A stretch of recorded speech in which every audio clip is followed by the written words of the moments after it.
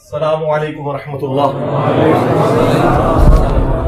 لا حول ولا قوة الا باللہ حسبنا اللہ ونعم الوکیل یا حی یا قیوم برحمتک استغیث لا الہ الا انت سبحانک انی کنت من الظالمین ربنا آتنا من لدنک رحمہ وہیئ لنا من امرنا رشدا.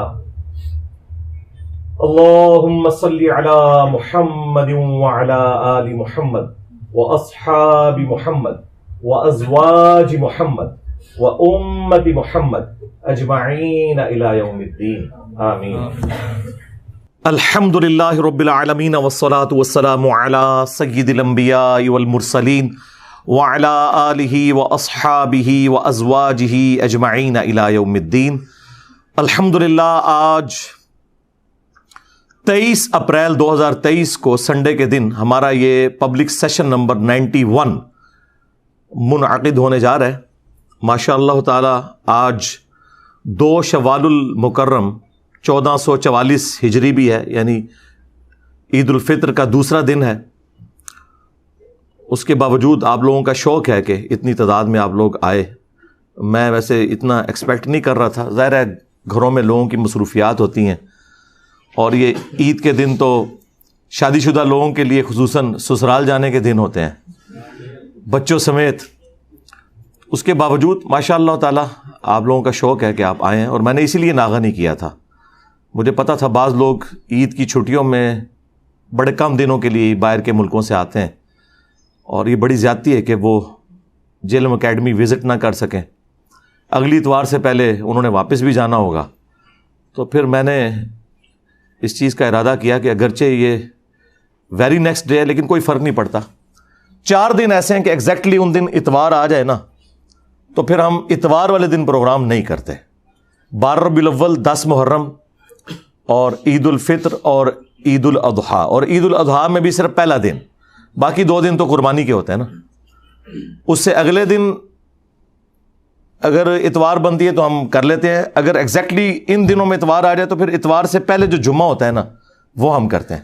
چونکہ اس دفعہ اتوار کی عید تو نہیں بن رہی تھی، سیٹرڈے کی بن رہی تھی، اس لیے پھر ہم نے اتوار ہی رکھا. اگر یہ عید اتوار کو آ جاتی تو پھر ہم اتوار سے 2 دن پہلے جمعے کو ہمارا یہ پبلک سیشن ہونا تھا. اور اس کی اناؤنسمنٹ اب تو ماشاءاللہ سوشل میڈیا کے ذریعے بڑی آسانی سے ہم پوسٹ بھی لگا دیتے ہیں، اور ہمارے فرحان بھائی نے جیلم اکیڈمی کی نیوز کے اعتبار سے اپنے شوق سے ایک چینل بھی بنایا ہوا ہے، اس پہ بھی وہ چیزیں وقتاً فوقتاً ڈال دیتے ہیں جو بھی نئی اپڈیٹس ہوتی ہیں. بہرحال اس ویک کی تو سب سے بڑی اپڈیٹ جو ہے وہ ایک سیلف موٹیویٹڈ دہشت گرد کی طرف سے ہمارے حماد چیمہ بھائی کے ساتھ جو اس نے حرکت کی ہے اور بڑی بزدلی دکھائی ہے. اور آپ دیکھیں کہ وہ ایک خاص قسم کی یعنی آفیشیل قسم کی وردی پہن کے اس نے جو ہے وہ اتنے زیادہ دہشت گرد جمع کر کے تو سر عام ان کے ساتھ یہ والا معاملہ کیا. اور انہوں نے بھی ہمت دکھائی ہے ماشاء اللہ تعالیٰ، آج آ گئے ہیں. اور ادھر ہیں جی مات بھائی، میرے پاس آ کے کھڑے ہونا، میں آپ کو ساتھ بٹھا کے ذرا اداروں کے بھی کان کھولوں اور باقیوں کے بھی کہ ہاں جی ماشاء اللہ تعالیٰ حماد بھائی کے ساتھ جو کچھ ہوا اللہ کے فضل سے. ہمارے جو ریاستی ادارے ہیں، خواہ وہ پولیس کا ادارہ ہو، جوڈیشری کا ہو، FIA ہو یا فوج ہو، ان کے جتنے اوپر تک بڑے ہیں نا ان سے الحمدللہ میں ان کانٹیکٹ ہوں. بلکہ خود انہوں نے اس حوالے سے ہمیں یقین دہانی کرائی کہ انشاءاللہ ان کے ساتھ جس نے بھی زیادتی کی ہے وہ ہمیں پتہ ہے اس کا اتنا کوئی قد کاٹ نہیں کہ ہم اس کا نام بھی لینا یہاں پہ ضروری سمجھتے ہیں. اور نہ وہ کسی تنظیم کی طرف سے موٹیویٹڈ تھا، کیونکہ جتنی یہ بڑی بڑی تنظیمیں ہیں جن کے اوپر لوگ شک کر رہے تھے، خصوصاً TLP، ان کے جو اپنے سربراہ ہیں انہوں نے بھی کہا ہے کہ ہمارا اس معاملے سے کوئی لینا دینا نہیں. سعد رضوی صاحب نے، میں ان کو اس حوالے سے خراج تحسین پیش کرتا ہوں. انہوں نے خود رابطہ کر کے یہ سب کچھ اپنے حوالے سے کلیریفائی کیا ہے. اور انشاءاللہ تعالیٰ نیکسٹ بھی اگر کوئی خدا نہ خواستہ ایسا ایونٹ ہوا تو ہم قانوناً ہی اس کو لے کے چلیں گے. آپ بیٹھیں جی ادھر. بات یہ کہ یہ جو ایکٹیویٹی پرفارم ہوئی ہے نا، اس کو اگر میں خود قانون ہاتھ میں لیتا خدا نہ خواستہ تو میرے لیے کوئی مسئلہ نہیں تھا. آپ کو پتہ ہے پاکستان میں فرقوں کی اور جماعتوں کی تعداد اتنی زیادہ نہیں ہے جتنے زیادہ میرے اسٹوڈنٹس ہیں، اور سارے کے سارے ینگ جنریشن. اور سب سے بڑھ کر یہ وہ لوگ ہیں جو آپ کی کھر دماغ جماعتوں جنہوں نے پوری دنیا میں اسلام کو اور پاکستان کو بدنام کیا، جن کی وجہ سے ایف اے ٹی ایف کی گرے لسٹ میں پاکستان آیا اور ہمیں ضرب عضب اور رد الفساد جیسے فوجی آپریشن بھی لانچ کرنے پڑے، جس میں سب سے بڑی قربانی پاکستان کی عوام نے دی، اس کے بعد پاکستان کی پولیس نے دی، اور پھر پاکستان کی فوج کا نمبر آتا ہے۔ لیکن عوام اور پولیس مظلوم ہے، ان کے شہداء کو کہیں گنا نہیں جاتا، جب بات ہوتی ہے تو فوج کی ہوتی ہے، یقیناً ہونی چاہیے، لیکن یہ سب سے زیادہ وکٹم جو ہے وہ عوام اور پولیس ہوتی ہے، کیونکہ پولیس ہمارا ایک فرنٹ لائن سمجھ لیں، ایک ڈیفینسو نظام ہے، سولین ایجنسی ہے۔ تو ان بدماش تنظیموں کے بھی جو لوگ تھے نا، ان میں سے بھی کتنے سارے لوگ ریورٹ ہو کے ہمارے سٹوڈنٹس بن چکے ہیں، یعنی آپ کی بدماشیوں کی ٹریننگ بھی انہیں حاصل ہے، اور وہ ایڑیاں اٹھا کے دیکھتے ہیں کہ سرکار اشارہ کرے، جو آپ کہیں گے ہم کر دیں گے۔ لیکن آپ کو پتا ہے میرا تو یہ مزاج نہیں، میں تو شروع سے ہی بڑا ایک ڈیموکریٹک قسم کا بندہ ہوں، اور میں اس طرح کے ایکسٹرا جوڈیشل جو معاملات ہیں انہیں سخت نفرت کی نگاہ سے دیکھتا ہوں، خواہ وہ کسی مذہبی جماعت کی جانب سے ہوں، خواہ سیاسی جماعت کی طرف سے ہوں، خواہ ہمارے ریاستی اداروں کی طرف سے ہوں۔ یہ شروع سے میرا آپ کو پتہ ہے سخت سٹانس ہے اس حوالے سے۔ تو یہ تو ہو نہیں سکتا کہ جس چیز کو میں اتنا غلط کہتا ہوں خود وہی کام کرنا شروع کرتا ہوں، تو یہ تو منافقت ہے، اور یہی وہ کمزوری ہے جس کا پھر ہمارے مخالفین فائدہ اٹھاتے ہیں۔ لیکن چونکہ ان کے اس فائدہ اٹھانے سے کوئی رزلٹ نہیں نکلنا جب تک کہ پاکستان کے جو ریاستی ادارے ہیں وہ قانون کی حکمرانی کے لیے ہمارے ساتھ کھڑے ہیں، اور یقیناً وہ کھڑے ہوئے ہیں الحمدللہ۔ میں ظاہر اب ان لوگوں کے نام تو آپ کو کیمرے میں نہیں بتا سکتا کہ کن کن لوگوں سے میری بات ہوئی ہے، بہرحال سب نے یہ کہا کہ ہم انشاءاللہ تعالی، یہ عید کی چھٹیاں ہیں، یہ سارے کے سارے ایشو چند دنوں میں ریزالو ہو جائیں گے انشاءاللہ تعالی، اور قانوناً ہم اپنے معاملات کو لے کے چلیں گے۔ اور چونکہ میں ایک ذمہ دار پلیٹ فارم کے اوپر بیٹھا ہوں، اور آپ کو پتا ہے کہ میرا ایک بیک گراؤنڈ بھی چونکہ منسٹری آف ڈیفینس سے ہے، 19 گریڈ میں سرو کرتا رہا ہوں بینگ اے میکینیکل انجینئر، اور نیس کام کے ادارے سے میں نے ریٹائرمنٹ لی۔ اب بھی میری زیادہ تر دوستیاں تو ظاہر ہے ریاستی اداروں میں ہی ہیں، اور پھر ظاہر ہے کہ میری پراپر سیکیورٹی کلیئرنس اپنی بھی ہوتی رہتی ہے، اور پلس مجھے اس چیز کا بھی احساس ہے کہ میں نے کتنی گفتگو کرنی ہے اور کتنی نہیں کرنی، کہ جس کی وجہ سے پاکستان دوبارہ ایف اے ٹی ایف کی گرے لسٹ میں نہ چلا جائے۔ اسی لیے میں نے سوشل میڈیا پہ جب میرے حوالے سے بھی یہ ایک فیک قسم کی ایف آئی آر اور کاٹی، ویسے وقتاً فوقتاً کاٹتے رہتے ہیں، جو ایکس ڈی جی تھے ایف آئی اے کے، نام لیے بغیر میں بتاتا ہوں، انہوں نے مجھے خود فون کر کے کہا کہ سر 7,500 ایپلیکیشنز آپ کے خلاف پورے ملک سے آئی تھیں ایف آئی اے میں، جس میں آپ کو قادیانی ڈکلیئر کیا ہے انہوں نے۔ تو میں نے ساری اکٹھی سٹیپل کر کے نا، اور آپ کی طرف سے جو بیان حلفیہ آپ نے بھیجا وہ اوپر لگا کے، تو میں نے اس کو سائڈ پہ پھینک دیا۔ یہ اوقات ہے تمہاری اپلیکیشنز کی، جھوٹو۔ مجھے اب اپنا اسلام منوانے کے لیے تمہارے سرٹیفکیٹ کی ضرورت ہے؟ ان لوگوں کو جن کے ابوں نے چشتی رسول اللہ پڑھوایا اور تمہارے ابوں نے اس کو چھاپا، اور آج ہمارے کہنے پہ تم لوگ پیچھے ہٹ گئے ہو۔ کچھ عرصہ پہلے تک تو تم لوگ مناظروں میں دفاع کرتے رہے ہو، ٹھیک ہے، جن کے بزرگوں نے اشرف علی رسول اللہ کلمے کو انڈورس کیا، جن کی اپنی اوقات یہ ہے کہ کوئی قبر دیکھتے ہیں اس کے سامنے جھک جاتے ہیں۔ توحید سے آری لوگ، اہل بیت کے گستاخ، صحابہ کے گستاخ ہمیں بتا رہے ہیں کہ جی انجینئر صاحب جو ہیں وہ اللہ کے بھی گستاخ ہیں، اللہ کے رسول کے بھی گستاخ ہیں، صحابہ کے بھی گستاخ ہیں، اہل بیت کے بھی گستاخ ہیں، اولیاء کے بھی گستاخ ہیں۔ ہاں ایک بات ٹھیک ہے کہ تمہارے بنائے ہوئے جھوٹے اولیاء جنہوں نے رسول اللہ کی ختم نبوت میں ڈاکے مارے، میں ڈنکے کی چوٹ پہ ان کا گستاخ ہوں، تمہاری نظر میں تو ہوں، کیونکہ میرے نبی سا ہے ہی کوئی نہیں، تیرے بابے تھے شاہ ہی کوئی نہیں، لے جاؤ اپنے بابے تھوں جنہوں نے اپنے نانا دے کلمے پڑھائے نے۔ تم لوگوں کی اوقات ہے، اب تم لوگوں کو اپنے اسلام کا سرٹیفکیٹ ادھر سے لینا پڑے گا۔ ہاں، اس کے باوجود ہم سارے فرقوں کو مسلمان سمجھتے ہیں، تمہاری مسجدوں میں تمہارے پیچھے نمازیں پڑھتے ہیں، چندے تمہیں دیتے ہیں جو تمہارے لیے زندگی موت کا مسئلہ ہے، کسی فرقے کی تکفیر نہیں کرتے، بریلوی، دیوبندی، اہل حدیث، شیعہ سب کو مسلمان سمجھتے ہیں۔ اس کے باوجود تم لوگوں کا ایٹیچیوڈ اس قسم کا ہے. تو میں نے تو آپ کو پہلے بتایا کہ میں نے ملک نہیں چھوڑنا جب تک کہ آپ کے آخری فرقے کا آخری بندہ قبر میں نہیں پہنچ جاتا اور اسی قبر پہ میں وکٹری کا نشان بنا کے نہیں بیٹھ جاتا. بابے نے مار دیتے. ہاں اون انہوں نے کٹر فالوورز دی واری ہے. تو یہ اس طرح کی چیزوں سے مجھے کوئی فرق نہیں پڑنا. مجھے پتا ہے کہ آپ کا بڑا بھائی بھی آزاد ہو چکا ہے یکم شوال کو, یعنی شیطان لعین. اسی لیے آپ لوگ کہہ رہے ہیں کہ یہ رمضان میں تو ہم مصروف تھے اور رمضان کے فوراً بعد ہم تحریک چلائیں گے جب ہمارے بڑے بھائی شیطان لعین نکل آئیں گے ان کی سرکردگی میں. تو سرکار چلاؤ, جتنی مرضی چلاؤ, کتے کی اوقات نہیں تمہاری. ایک کلپ چڑھاتے ہو نا, نیچے ذرا دیکھ لو کمنٹس پڑھ کے. تو میں نے کوئی بندے بھرتی نہیں کیے ہوئے, نہ میرے پاس جو ہے وہ DGISPR والا بجٹ موجود ہے, نہ عمران خان صاحب والا بجٹ موجود ہے. ہاں میرے پاس کوئی بجٹ موجود نہیں ہے, یہ خود لوگ کرتے ہیں اور مزید کریں گے انشاءاللہ. اور پھر ان کی آپ چیخیں سنیں. اللہ کے بندوں, آؤٹ آف کانٹیکسٹ میری ویڈیوز کاٹتے ہو, چھوٹے چھوٹے ٹکڑے 3-3 4-4 سیکنڈ کے, جس میں میں نے حدیثیں بیان کی ہوتی ہیں. حدیث کے الفاظ کاٹ کے جو میں نے حدیث میں سے بولا ہوا ہوتا ہے نا, اس کو جناب کلپ کاٹ کے کہتے ہیں دیکھو یہ بول رہا ہے جو کہ حدیث میں لکھا ہوتا ہے. تو اس طرح کرنے سے سب کو سمجھ آ رہی ہے کہ کیا ہو رہا ہے. آپ کی ساری FIRs پہلے بھی فارغ ہوئیں, اب بھی جو کٹوائیں گے وہ ساری فارغ ہوں گی. یہ میں اس لیے بتا رہا ہوں کہ ہمارے اسٹوڈنٹس بھی میرے والے سے ذرا فکر مند رہتے ہیں, تو میں انہیں بتا دوں ہم تمام قانونی معاملات کو, سیکیورٹی ایشوز کو دیکھ کے چل رہے ہوتے ہیں. آپ لوگ بار بار جو اپنا سیکیورٹی کنسرن پیش کرتے ہیں وہ اپنی جگہ, تو سب سے زیادہ تو سیکیورٹی کنسرن جو ہے وہ دار ارکم کے لوگوں کو ہے جو یہاں کے ٹیم ممبرز ہیں.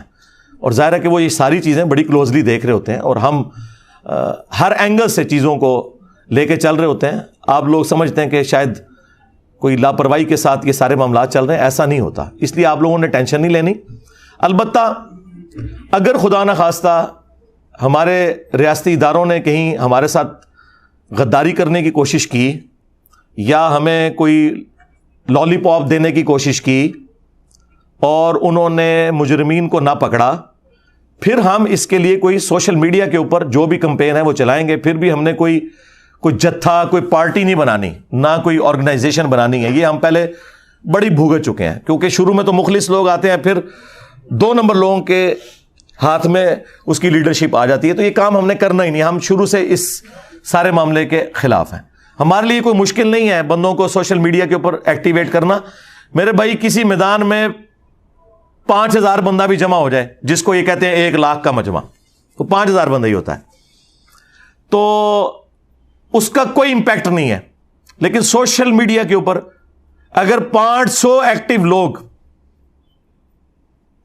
آپ کی بات کو صحیح طریقے سے آگے لے کے چلیں تو وہ 5 لاکھ کے اوپر بھی بھاری ہے.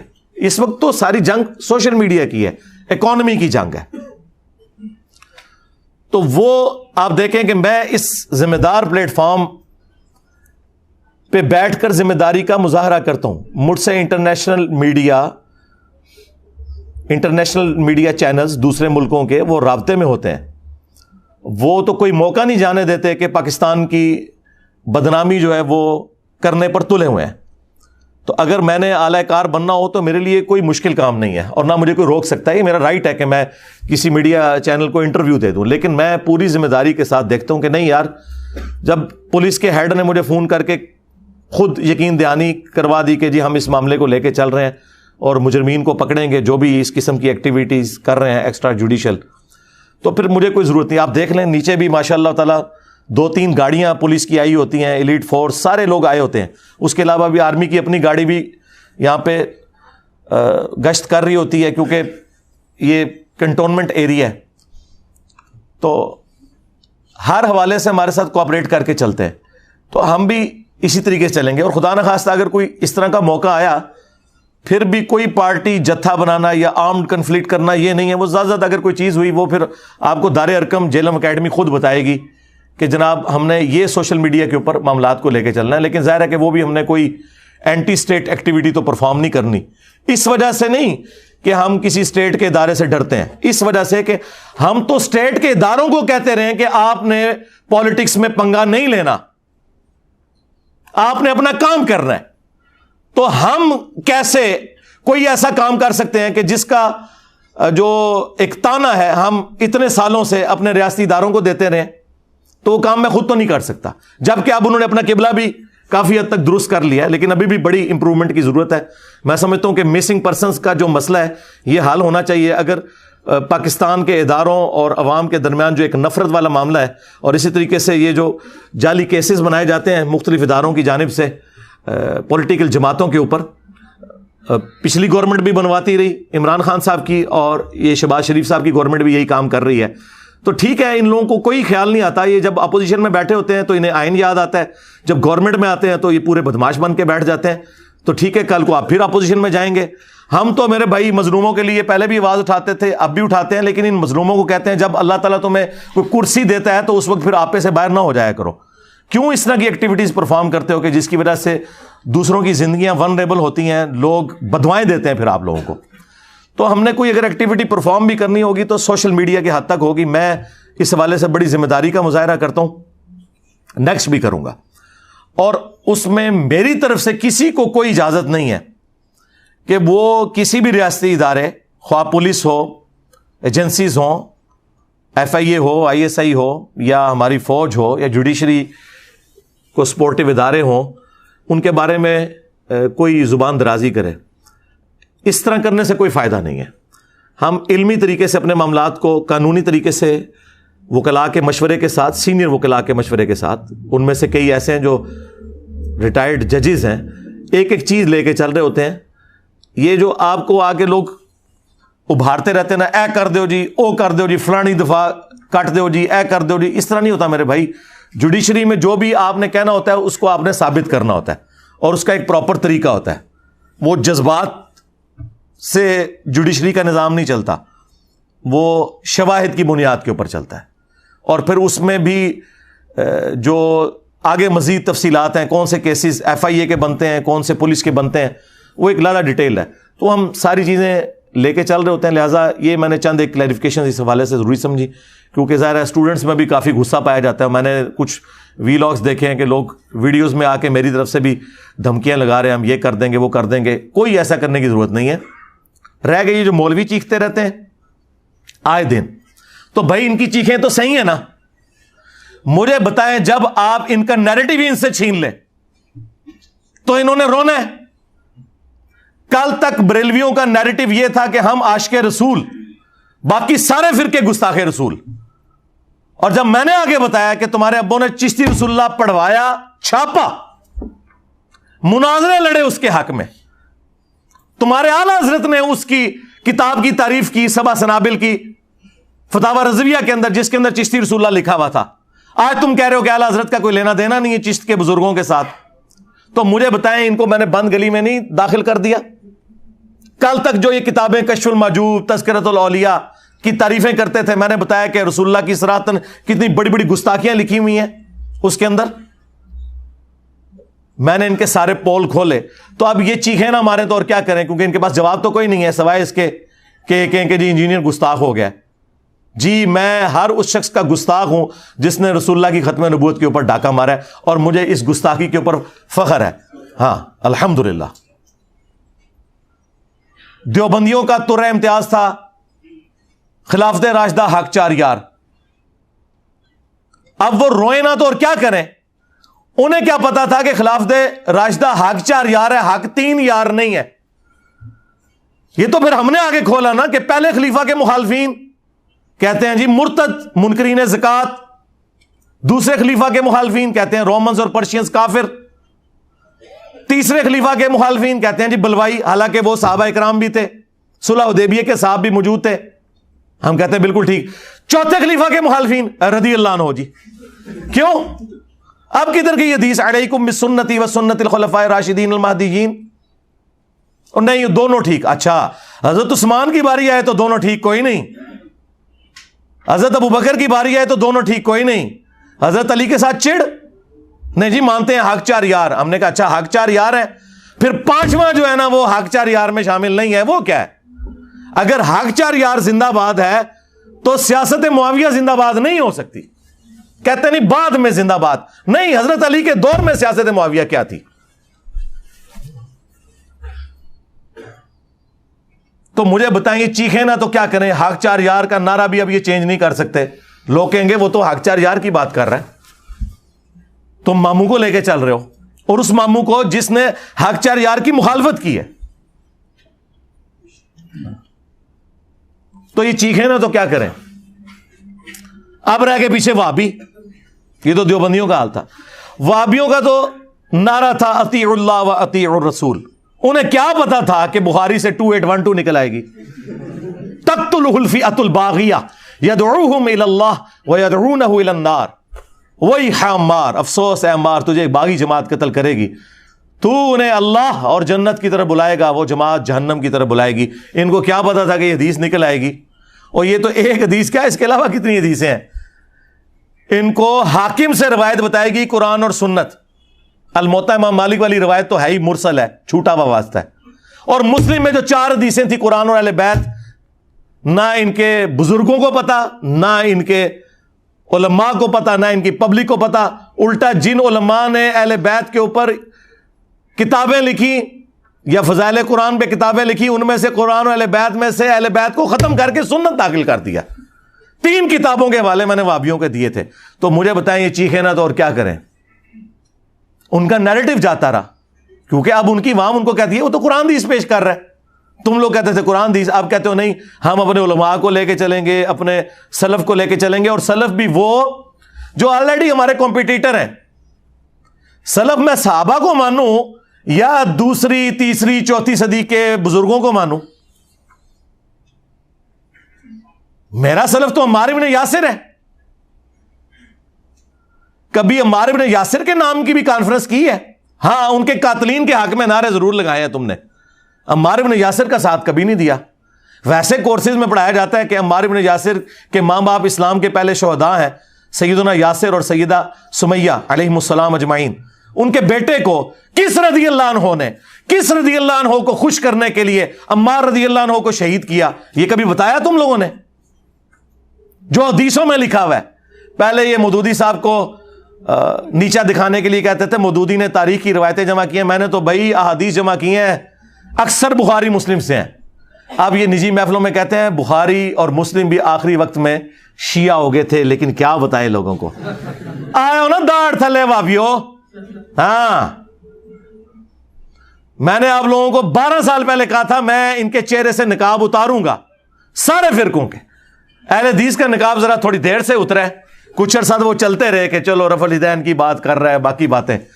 وہ ماموں نے ان کو مروا دیا. پوری امت کو تو لادہ سے ماموں نے مروایا، اس فرقے کو تو ماموں نے مروایا. ماموں کے دفاع میں ان کی جو روحانی موت، چلے میں شیطانی موت نہیں کہتا، وہ میرے ہاتھوں سے ہوئی ہے. ٹھیک ہے، میں قاتل ہوں ان کے فرقے کا، میں مانتا ہوں سارے فرقوں کا قاتل میں ہوں الحمدللہ. تو اب مجھے بتائیں یہ چیخیں نا تو کیا کریں؟ کس منہ سے لوگوں کہیں جی بخاری مسلم سے رفع الیدین پڑھو؟ پھر بخاری مسلم تو لوگوں نے خود پڑھنی ہے ساری. اب ان کے پاس آخری اختیار یہ تھا کہ نہیں، یہ علماء کے پاس بیٹھ کے پڑھنی ہے. سرکار یہ بھی ختم ہے. امام مسلم نے صحیح مسلم کے سٹارٹ میں اپنے مقدمے میں لکھ دیا کہ میں عوام الناس کے لیے حدیثیں جمع کر رہا ہوں، اور تمہیں جتنی حدیثیں ماموں کے حوالے سے چبھتی ہیں نا وہ ساری مسلم کے اندر ہے، سٹارٹ سے لے کے اینڈ تک. صحیح مسلم 240، علی سے محبت نہیں رکھے گا مگر مؤمن، علی سے بغض نہیں رکھے گا مگر منافق. ہاں 6220 کہ سعد ابن ابی وقاص کو تمہارا ماموں کہتا ہے کہ تمہیں کون سی چیز مانے ہے کہ تم علی ابن ابی طالب کے اوپر سب نہیں کرتے، ابو تراب کے اوپر.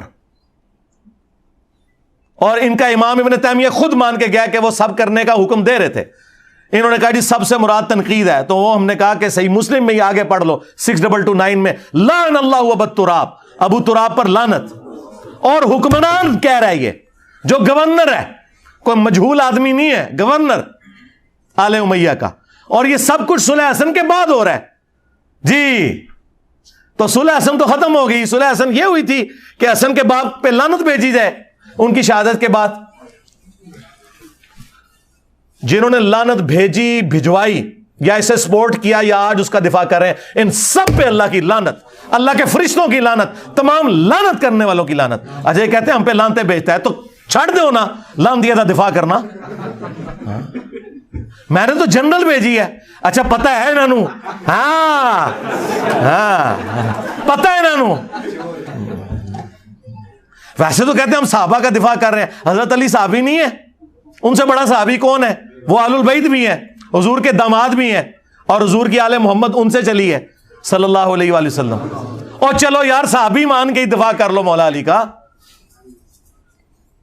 اب وہ ساری حدیثیں مسلم شریف میں ہے. مسلم میں اس جو ہے وہ حدیث موجود ہے 4776 کہ حضرت آپ کعبے کے سائے میں عبداللہ بن عمر بن عاص کو آ کے عبد الرحمن بن عبد رب کعبہ آگے کہتا ہے کہ جی آپ ہمیں جو ہے اطاعت امیر کی حدیثیں سنا رہے ہیں, اور آپ کا جو اس وقت حکمران ہے آپ کے چچا کا لڑکا معاویہ ابن ابی سفیان, وہ تو ہمیں کہتے ہیں ہم لوگوں کو ناحق قتل کریں, ان کا مال حرام طریقے سے ہڑپ کریں, اور قرآن کہتا ہے کہ تم آپس میں ایک دوسرے کا مال حرام طریقے سے ہڑپ مت کرو اور اپنوں کو قتل نہ کرو. ہم معاویہ کی بات مانیں یا اللہ کی بات مانیں؟ تو وہ بھی تھوڑی دیر خاموش ہو کے سر اٹھاتے ہیں اور کہتے ہیں کہ معاویہ کی اطاعت کرو صرف ان کاموں میں جس میں وہ اللہ کے مطابق تمہیں چلائے, اور جس میں وہ اللہ کی نافرمانی کرے تم اس کی نافرمانی کرو. یہ بھی تو مسلم شریف میں ہی لکھا ہوا تھا نا. کیا کریں گے, روئے نہ تو اور کیا کریں. اور امام مسلم نے کہا کہ میں حدیثیں عوام کے لیے لکھ رہا ہوں کہ جنہیں صحیح اور ضعیف کا فرق نہیں پتا وہ یہ میری کتاب پڑھ لیں. اور امام مسلم کے استاد ہیں امام بخاری, جو حدیثیں عمار لے کے آئے ہیں. امام مسلم نے تو بس اتنی حدیث لی تھی نا کہ عمار کو باغی جماعت قتل کرے گی. امام بخاری نے اگلا حصہ بھی لیا کہ عمار انہیں اللہ اور جنت کی طرف بلائے گا, وہ جماعت جہنم کی طرف بلائے گی. جی امام بخاری تو پھر وہ حدیث بھی لے کے آئے کہ جب تلوار کی دھونس کے اوپر 4827 نمبر حدیث, تمہارے ماموں نے اپنی زندگی میں یزید کے حق میں بیعت لینا شروع کر دی, اور صحابہ کرام جو مخالفت پہ کھڑے ہوتے تھے ان کو تم لوگ جیلوں میں ڈلواتے تھے, قتل کرواتے تھے. آج میرا ٹاپک نہیں ہے, جسے شوق ہے نا تو میری کربلا کے اوپر ویڈیوز دیکھیں. میں نے آپ لوگوں کا تھا کربلا اب آپ کو قیامت تک ہانٹ کرے گی. کسی امت نے یہ کام نہیں کیا کہ ان کا نبی ابھی قبر میں جائے اور 50 سال نہ گزرے اور ان کی پوری اولاد کو تم لوگ ذبح کر دو. یہ تمہاری جان نہیں چھوٹنی. امام مسلم ہی نے قرآن اور اہل بیت والی حدیث لے لی نا, اوپر تلے 4 حدیث 6225 سے 6228 تک, کہ 2 بھاری چیزیں چھوڑ کے جا رہا ہوں اپنے بعد. پہلی چیز اللہ کی کتاب ہے, اور یہ خطبہ حجۃ الوداع کے بعد کا خطبہ ہے. حضور نے اپنی وفات سے 2.5 مہینے پہلے خطبہ دیا ہے. لوگوں آگاہ ہو جاؤ میں بھی ایک انسان ہوں, قریب ہے کہ اللہ کا قاصد یعنی موت کا فرشتہ میرے پاس آئے اور میں اس کی دعوت قبول کر لوں. میں اپنے بعد تم میں 2 بھاری چیزیں چھوڑ کے جا رہا ہوں. ان میں سے پہلی چیز اللہ کی کتاب ہے. تم اللہ کی کتاب کو پکڑو, اپنا تعلق اس کے ساتھ مضبوط کرو. اللہ کی کتاب اللہ کی رسی ہے, جو اسے پکڑے گا ہدایت پہ ہوگا, جو چھوڑ دے گا گمراہ ہو جائے گا. اور دوسری بھاری چیز میرے اہل البیت ہیں. میں تمہیں اپنے اہل البیت کے معاملے میں اللہ کا خوف دلاتا ہوں. میں اپنے اہل البیت کے معاملے میں تمہیں اللہ کا خوف دلاتا ہوں. 3 دفعہ آپ نے فرمایا, لیکن امت الٹ چلی, نہ قرآن کو پکڑا اور نہ اہل بیت کو زندہ چھوڑا. یہ پلیٹ فارم غدیر خون پہ کھڑا ہے. بتاؤ ایسی توحید آج تک کسی نے بیان کی تھی؟ قرآن کی توحید, پیور قرآن کی توحید.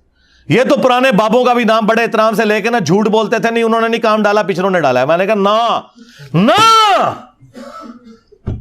جس نے کام ڈالا ہے ایک ایک کو ننگا کیا, خواہ وہ رسول اللہ کے زمانے میں تھا کوئی یا آج تھا. اور اہل بیت کا دفاع تو جن لوگوں نے اہل بیت کے نام کے اوپر پچھلے 1200-1300 سال سے چندے کھائے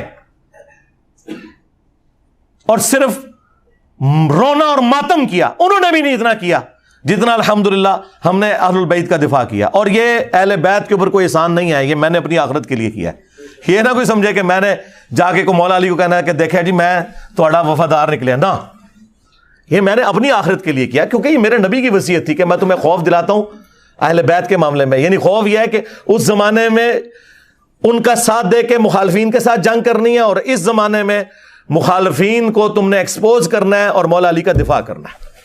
تو اللہ کے فضل سے کر رہے ہیں. بتاؤ, اہل حدیث کے پاس ایک توحید تھی. اب لوگ کہتے ہیں توحید, یار آپ لوگ کیا بیان کرتے ہیں, آپ تو پورا کا پورا نیریٹو اب ماموں کے دفاع پہ لے کے چلیں. توحید کا کام ہی تم سے چھن گیا. دیکھ لو سارے کلپ. اور سب سے بڑی بات, کتنے عرصے سے کوئی بھی ایک دوسرے کے خلاف کلپ نہیں بنا رہا, سارے کلپ میرے اوپر آ رہے ہیں. ایک میری ویڈیو چڑھتی ہے, ایک فرقے والا اس پہ اپنا نیریٹو دیتا ہے. یعنی میں اب ڈیسائیڈ کروں گا کہ آمدہ اسلام کا ٹاپک کون سا ڈسکس ہونا ہے. ہاں یہ تمہاری اوقات ہے. بٹھا کے جناب تم نے مفتی اعظم شوکیسوں میں رکھے ہیں, نکالو انہیں باہر, ہوا لگواؤ ان کو, پتہ چلے کس کام کے ہیں. انجینئر صاحب جو بولتے ہیں وہ ٹاپک بنتا ہے.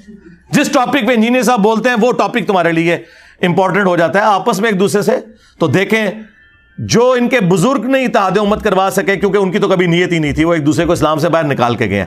وہ آپ نے نیو ٹی وی کے اوپر دیکھ لیا نا پروگرام, ہاں وہ اس کا انسینسرڈ بھی ہم نے چڑھا دیا ہے.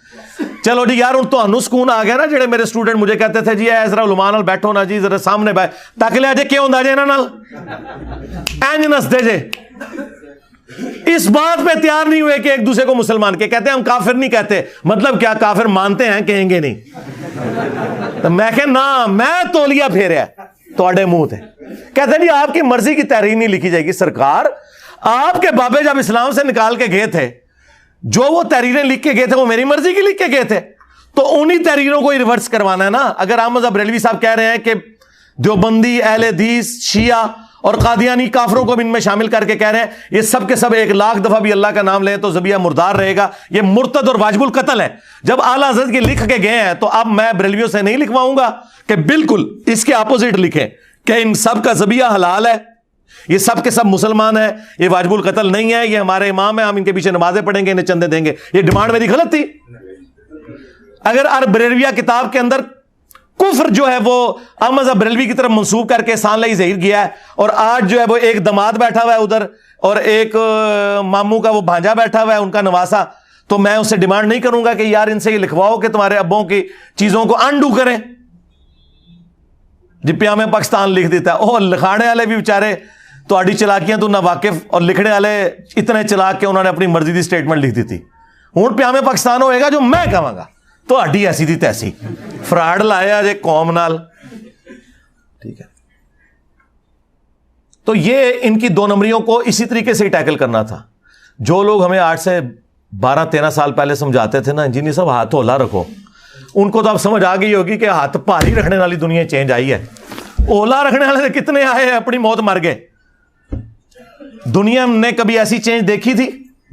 یہ چینج ساری کی ساری صرف اس وجہ سے آئی ہے کہ میں نے ان کے ہینڈلرز کو پکڑا ہے, جس کا جو ہینڈلر تھا اور کیسا ایکسپوز کیا.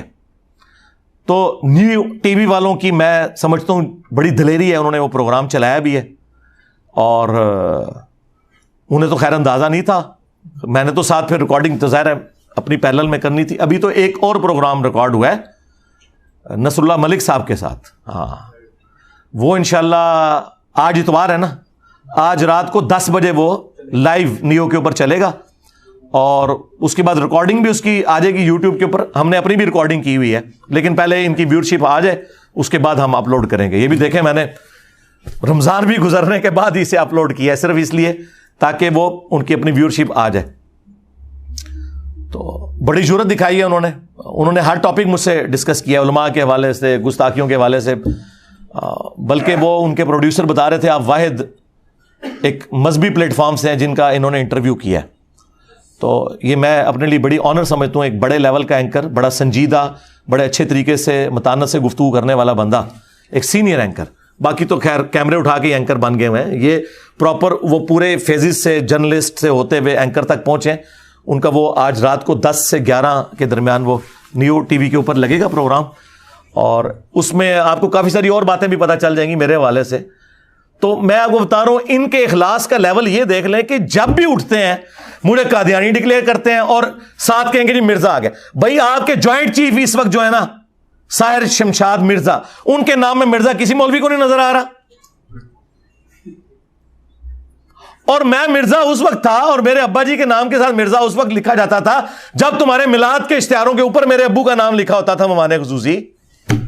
اس ٹائم نہیں تھا تمہیں مرزا نظر آتا. ہاں تو یہ اللہ نے اس لیے کروایا تم سے, اور شیطان کو کھلی چھٹی دی کہ تم پہ مسلط ہو جائے تاکہ تم لوگ ننگے ہو جاؤ عوام کے سامنے, کہ اس شخص کو قادیانی کہہ رہے ہو کہ جس نے غلام احمد قادیانی دجال کا علمی محاسبہ کیا.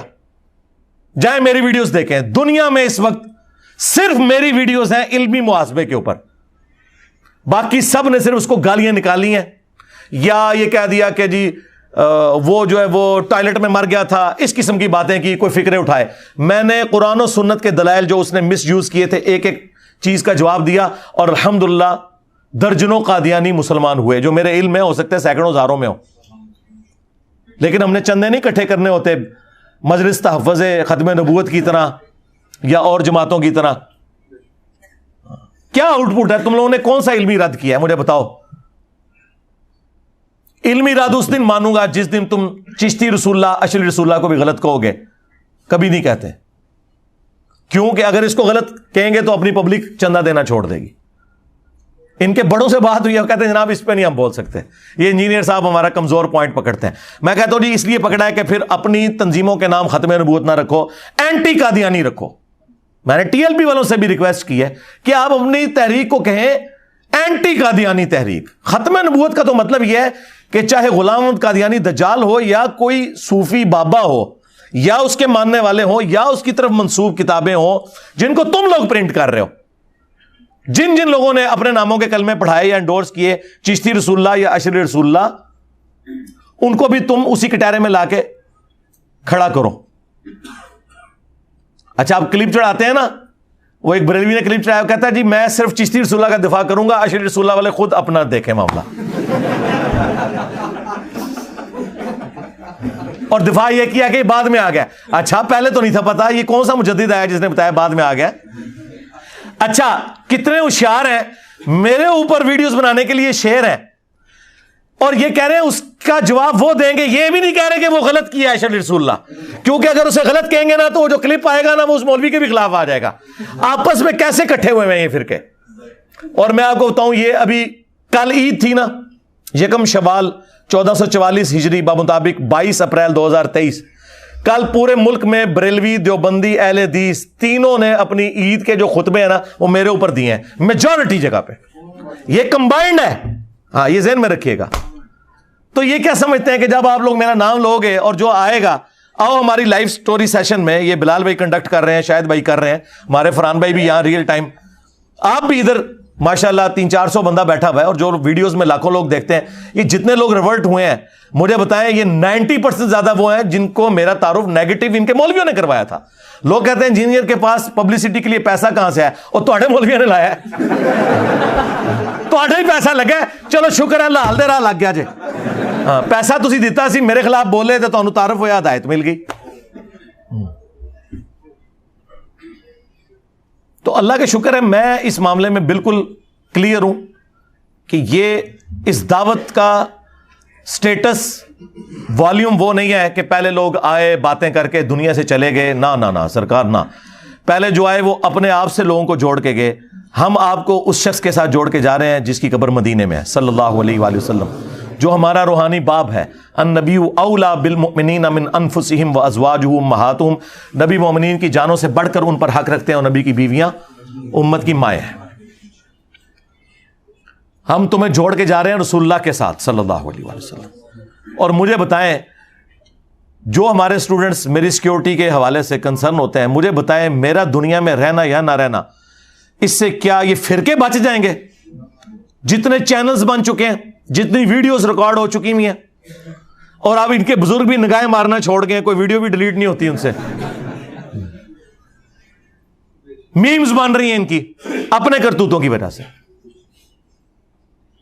میں نے نہیں مطلب ان سے گن پوائنٹ میں لکھوایا تھا کہ جا کے مریدنیاں کیچ کریں.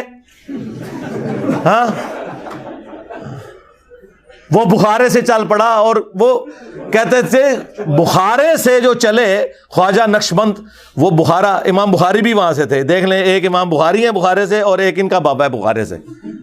وہ بخارے سے چلا اور وہ چبارے سے اس کو پھینکا گیا، اور کہتے ہیں اس کو پکڑ کر اتار دیا نامحرم عورت کو. اور بخاری میں ہے کہ اما عائشہ کہتی ہیں نبی علیہ السلام نے کبھی کسی غیر محرم عورت کو بیعت کے اعتبار سے بھی ٹچ نہیں کیا، کبھی کسی عورت کے ساتھ مصافحہ نہیں کیا. تو تم لوگ تو کہتے ہو ہمارے بزرگ جو ہیں وہ رسول اللہ کا تعارف کرواتے ہیں. وہ کس کو رسول اللہ مانتے ہو تم؟ محمد بن عبداللہ بن عبد المطلب کو مان رہے ہو یا کوئی اور ہے؟ ہمارا نبی تو یہ تھا، ہمارا نبی تو یہ تھا کہ بخاری میں آتا ہے، اور مسلم میں بھی کہ انس ابن مالک کہتے ہیں 10 سال حضور کو وضو کروایا ہے. میں 10 سال کا بچہ تھا, میری ماں ام سلیم خدمت کے لیے حضور کے پاس چھوڑ گئی اور میری عمر 20 سال تھی اور حضور کی ڈیتھ ہوئی. تو 10 سال کا بچہ کتنی عمر ہوتی ہے؟ چھوٹی سی عمر.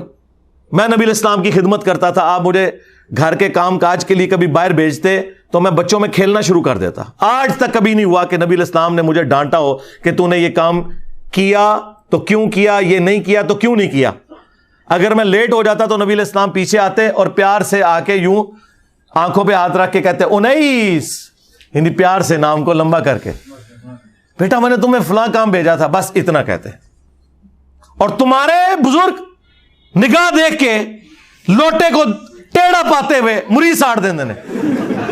ہاں جی, عبد القادر جیلانی جو ہے انہوں نے وہ مرید اس لیے ساڑ دیتا جی کہ وہ قبلہ رخ نہیں سی ٹوٹی رکھی. قبلہ رخ ٹوٹی نہ رکھنے کی سزا بندے کو قتل کرنا ہے. 302 لگ دی تو بابے ہوتے بابا بچانا جے تے کہہ دو جھوٹا واقعہ ہے. لیکن کیسے کہ یہ تو باپا جانی نے لکھا ہے اپنی کتاب میں. وہ تو یہ واقعات بتا کے کہتے ہیں کہ ہمارے بابوں کی اتنی شان تھی, ان کے مرید بنو. اچھا مرید بنیے کہ ساڑن زانو. اور بیچارے نے اس لیے آپ کی مریدگی اختیار کی تھی کہ وہ ایمان کے ساتھ دنیا سے جائے گا. ایمان کے جان بھی جان نہیں رہی ہوتی. اور کہتے ہیں بعد میں لوٹے کی طرف دیکھا تو لوٹا بھی سیدھا ہو گیا. میں کہ پہلے لوٹے حل دیکھ لیندے. تو اگر اس کی میمز بن رہی ہے تو میرا قصور ہے.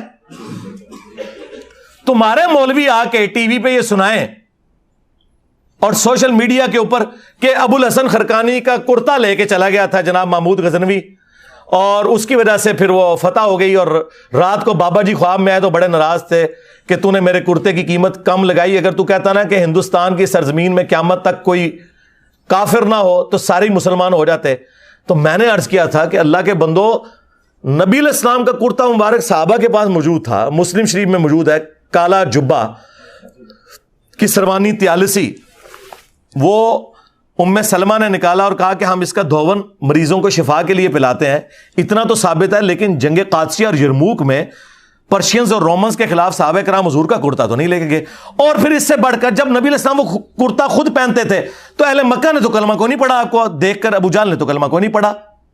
اور تمہارے بابے کے کرتے کا واسطہ دے کے پورے انڈیا کے ہندو مسلمان ہو جاتے. آج بھی انڈیا پاکستان میں آلموسٹ 70% سے زیادہ ہندو ہیں, ہم ابھی بھی 30% ہیں.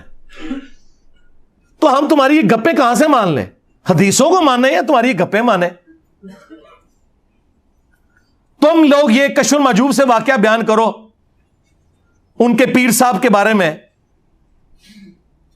کہ جی درخت پہ جب چڑھے تو اوپر دیکھا تو سونا, نیچے دیکھا تو سونا, دائیں دیکھا تو سونا, بائیں دیکھا تو سونا. ہاں نا, اے بھی نال کہندے ہاں نا.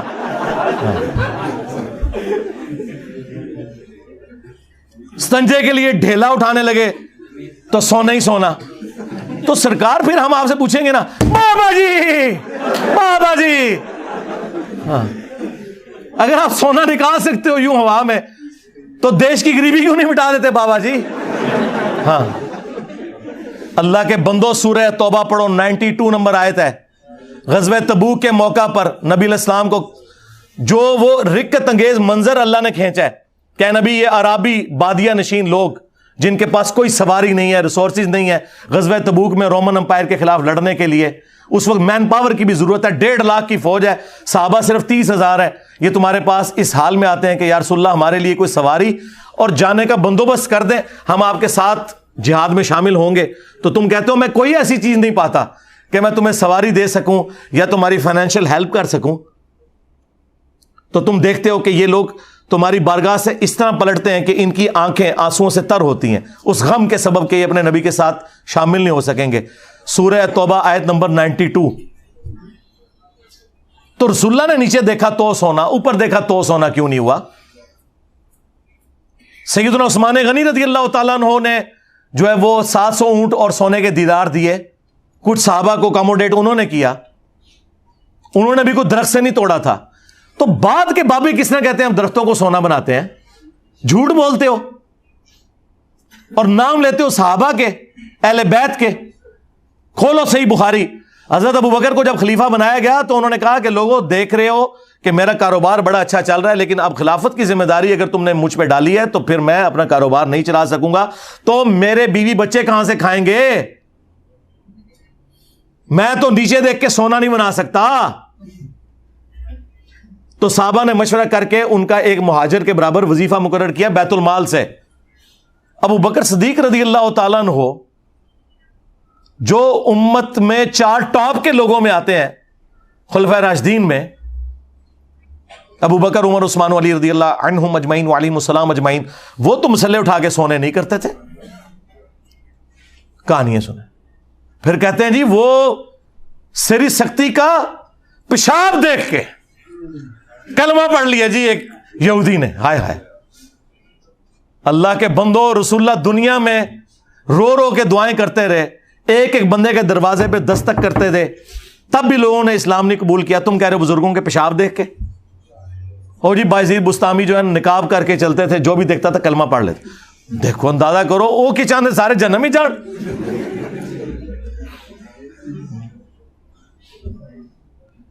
میں کہتا ہوں جی اگر کسی کو قمیض بھی اتارنی پڑتی ہے شرعی سطر کے اندر اور اس کو جسم دیکھ کے کوئی کلمہ پڑھتا ہے، کوئی مسلمان مرد ہے، تو وہ اتار دے یار۔ تم چہرہ جو ہے، چہرے کا نقاب کدھر سے آ گیا مردوں کے لیے؟ کہانیاں نبی علیہ السلام کو، خلفائے راشدین کو تو دیکھ کے کسی نے نہیں کلمہ پڑھا۔ اچھا، یہ سب کچھ جب ان کے بزرگوں کا مذاق اڑتا ہے تو یہ سمجھتے ہیں کہ انجینئر صاحب ہمارا مذاق اڑا رہے ہیں۔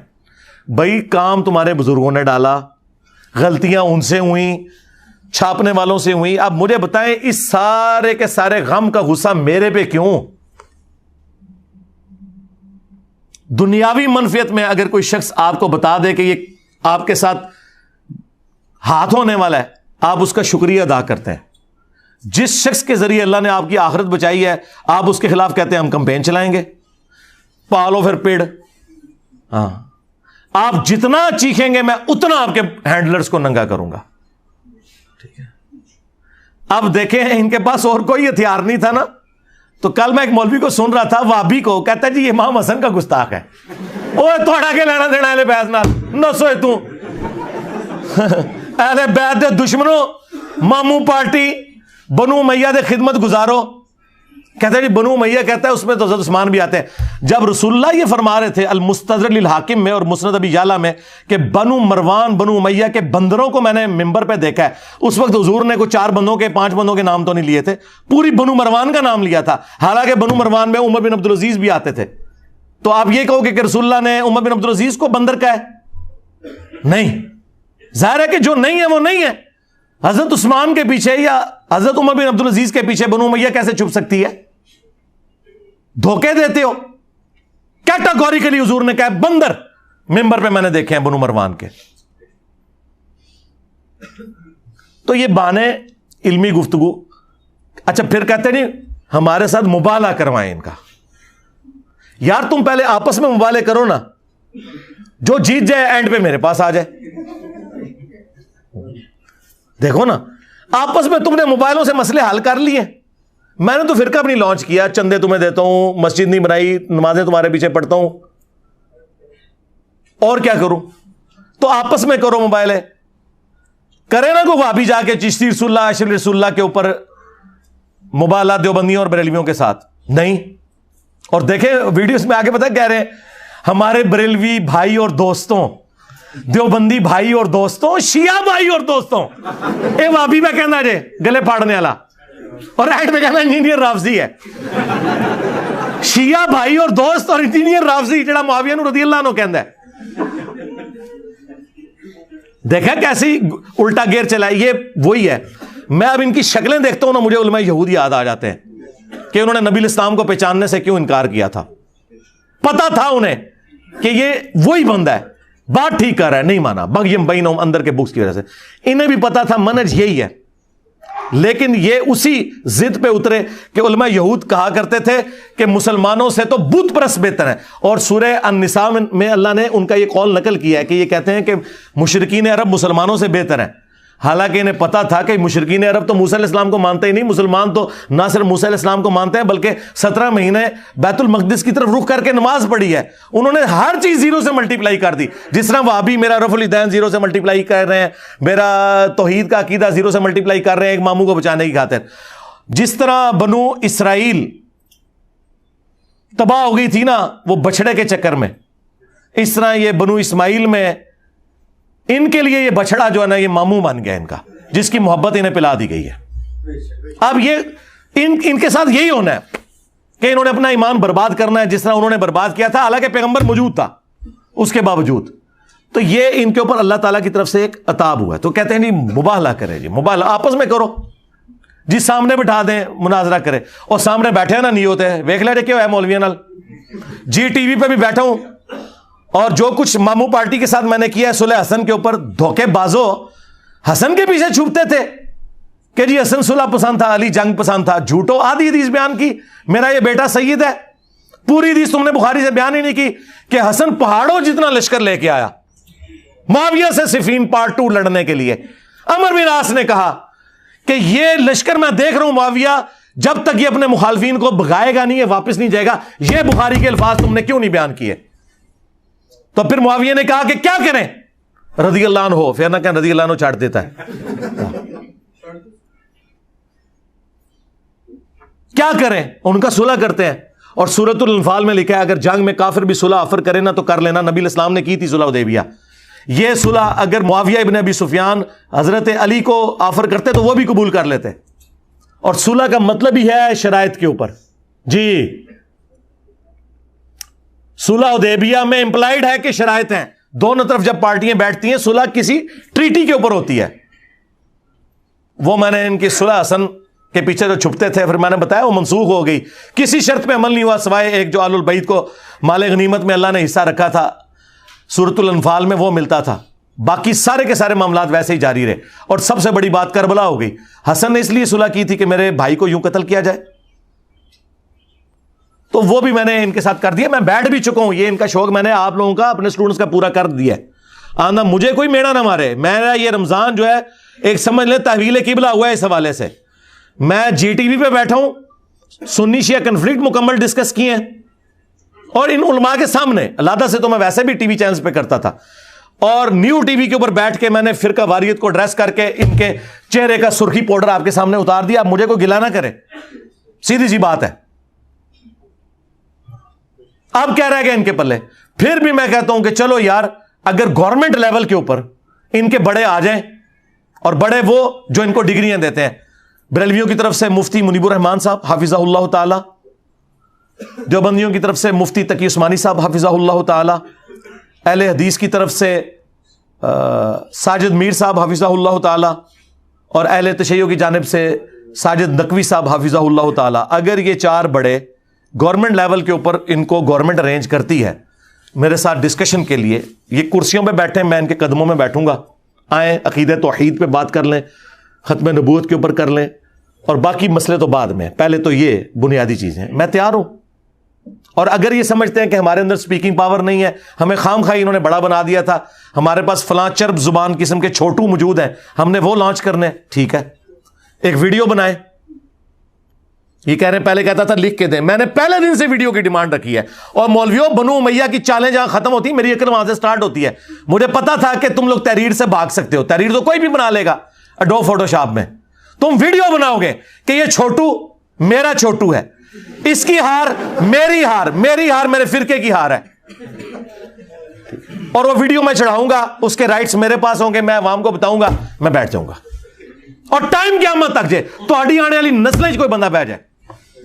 میں نے اتنا کچھ ریکارڈ کروا دیا کہ اب یہ جتنے بھی یہ نئی کوئی پخیں چھوڑتے ہیں تو میں اپنے اسٹوڈنٹس کے چینل سے کہتا ہوں اس کو جواب دو۔ اب یہ جی ایم بھائی نے سارے مولویوں کے جواب ایک ایک کر کے چڑھائے ہیں نا رائے ہدایت چینل کے اوپر، وہ لگتا ہے کہ انہی کو میں نے ایڈریس کیا ہوا ہے، مجھے پتا ہے یار انہوں نے آندھا بھی جو باتیں کرنی ہے میں نے وہ بھی ریکارڈ کروا دی ہوئی ہیں۔ میرے کسی اسٹوڈنٹ کو میرا دفاع کرنے کی ضرورت نہیں، سوائے اس کے کہ اسے یہ پتا ہو کہ میں نے کون سی بات کہاں کی ہوئی ہے، وہ جوڑے گا جواب دے دے گا، کیونکہ میں نے ان کے شیطانی دماغوں میں جتنے وسوسے آتے تھے نا پرانے بزرگوں کے، آج کے اور آندہ بھی کوئی آئیں گے، ظاہر میں بھی اسی گندگی سے نکل کے آیا ہوں نا، تو ایک ایک چیز کا جواب میں نے ویڈیو میں ریکارڈ کروا دیا ہوا ہے پراپر فارم کے اندر۔ یہ میں ان لوگوں کے لیے جو کہہ رہے ہیں کہ یا مناظرہ کرے یا پھر ہم دھرنے دیں گے، ٹھیک ہے، تو وہ میں نے پھر آفر رکھی ہے کہ ٹھیک ہے یار بڑے بلاؤ، بیٹھ جاتے ہیں گورنمنٹ لیول کے اوپر کرو، اور ریاستی اداروں میں جو تم لوگوں کی عزت ہے نا، بس انورٹڈ کاموں میں چھوڑ دو تم سب لوگوں کی. ہاں سب کو پتا ہے کہ کیا ہو تم لوگ. تم لوگوں کو کسی قابل نہیں کوئی سمجھتا. تم لوگوں نے کیا دین کا تعارف کروایا؟ صرف تم لوگوں نے چندے اکٹھے کیے ہیں اللہ اور اس کے رسول کے نام کے اوپر، جائیدادیں بنائی ہیں، مکے اور مدینے کی آوازیں لگا کر سواریاں سوار کی ہیں اور پھینکی ہیں دیوبند میں، بریلی میں، اجمیر میں اور بغداد میں جا کے غداری کی ہے تم نے اپنے پیغمبر کے ساتھ. تو دیکھو اللہ تعالیٰ نے پھر کتنی بڑی بلا تمہارے اوپر چھوڑ دی ہے. جو کہتا ہے میرے نبی سا ہے ہی کوئی نہیں، تیرے بابے تے شے ہی کوئی نہیں. صلو علی محمد وآل محمد، اللہم صلی علی محمد وعلی آل محمد واصحاب محمد وازواج محمد وامت محمد اجمعین الی یوم الدین آمین. اب آپ کا یہ ریئل ٹائم جو تھدا آیا ہوا ہے پرچیوں والا، اس کو میں کوشش کرتا ہوں کہ 1 گھنٹے کے اندر کور کروں انشاءاللہ تعالی، اور پھر آپ کو رخصت کریں. اب تو رمضان بھی ختم ہو چکا ہے، دودھ پتی اور سموسے بھی انشاءاللہ. آج صبح کوک ہمارا مینیج نہیں ہو سکا تھا، اس لیے ناشتہ آپ کو ہوٹل سے کروانا پڑا ہے ہمیں، لیکن ویسے عام دنوں میں ہم نے ناشتے کا ارینجمنٹ ادھر کیا ہوتا ہے اپنا بھی. باقی بل تو نہیں لیا نا آپ سے کسی نے؟ ہاں بل نہیں لیندے، بے فکر ہو. میں مسلح چکنا ہے جی، ڈلی پہاڑ کے عثمان بھائی نے دینی ہے.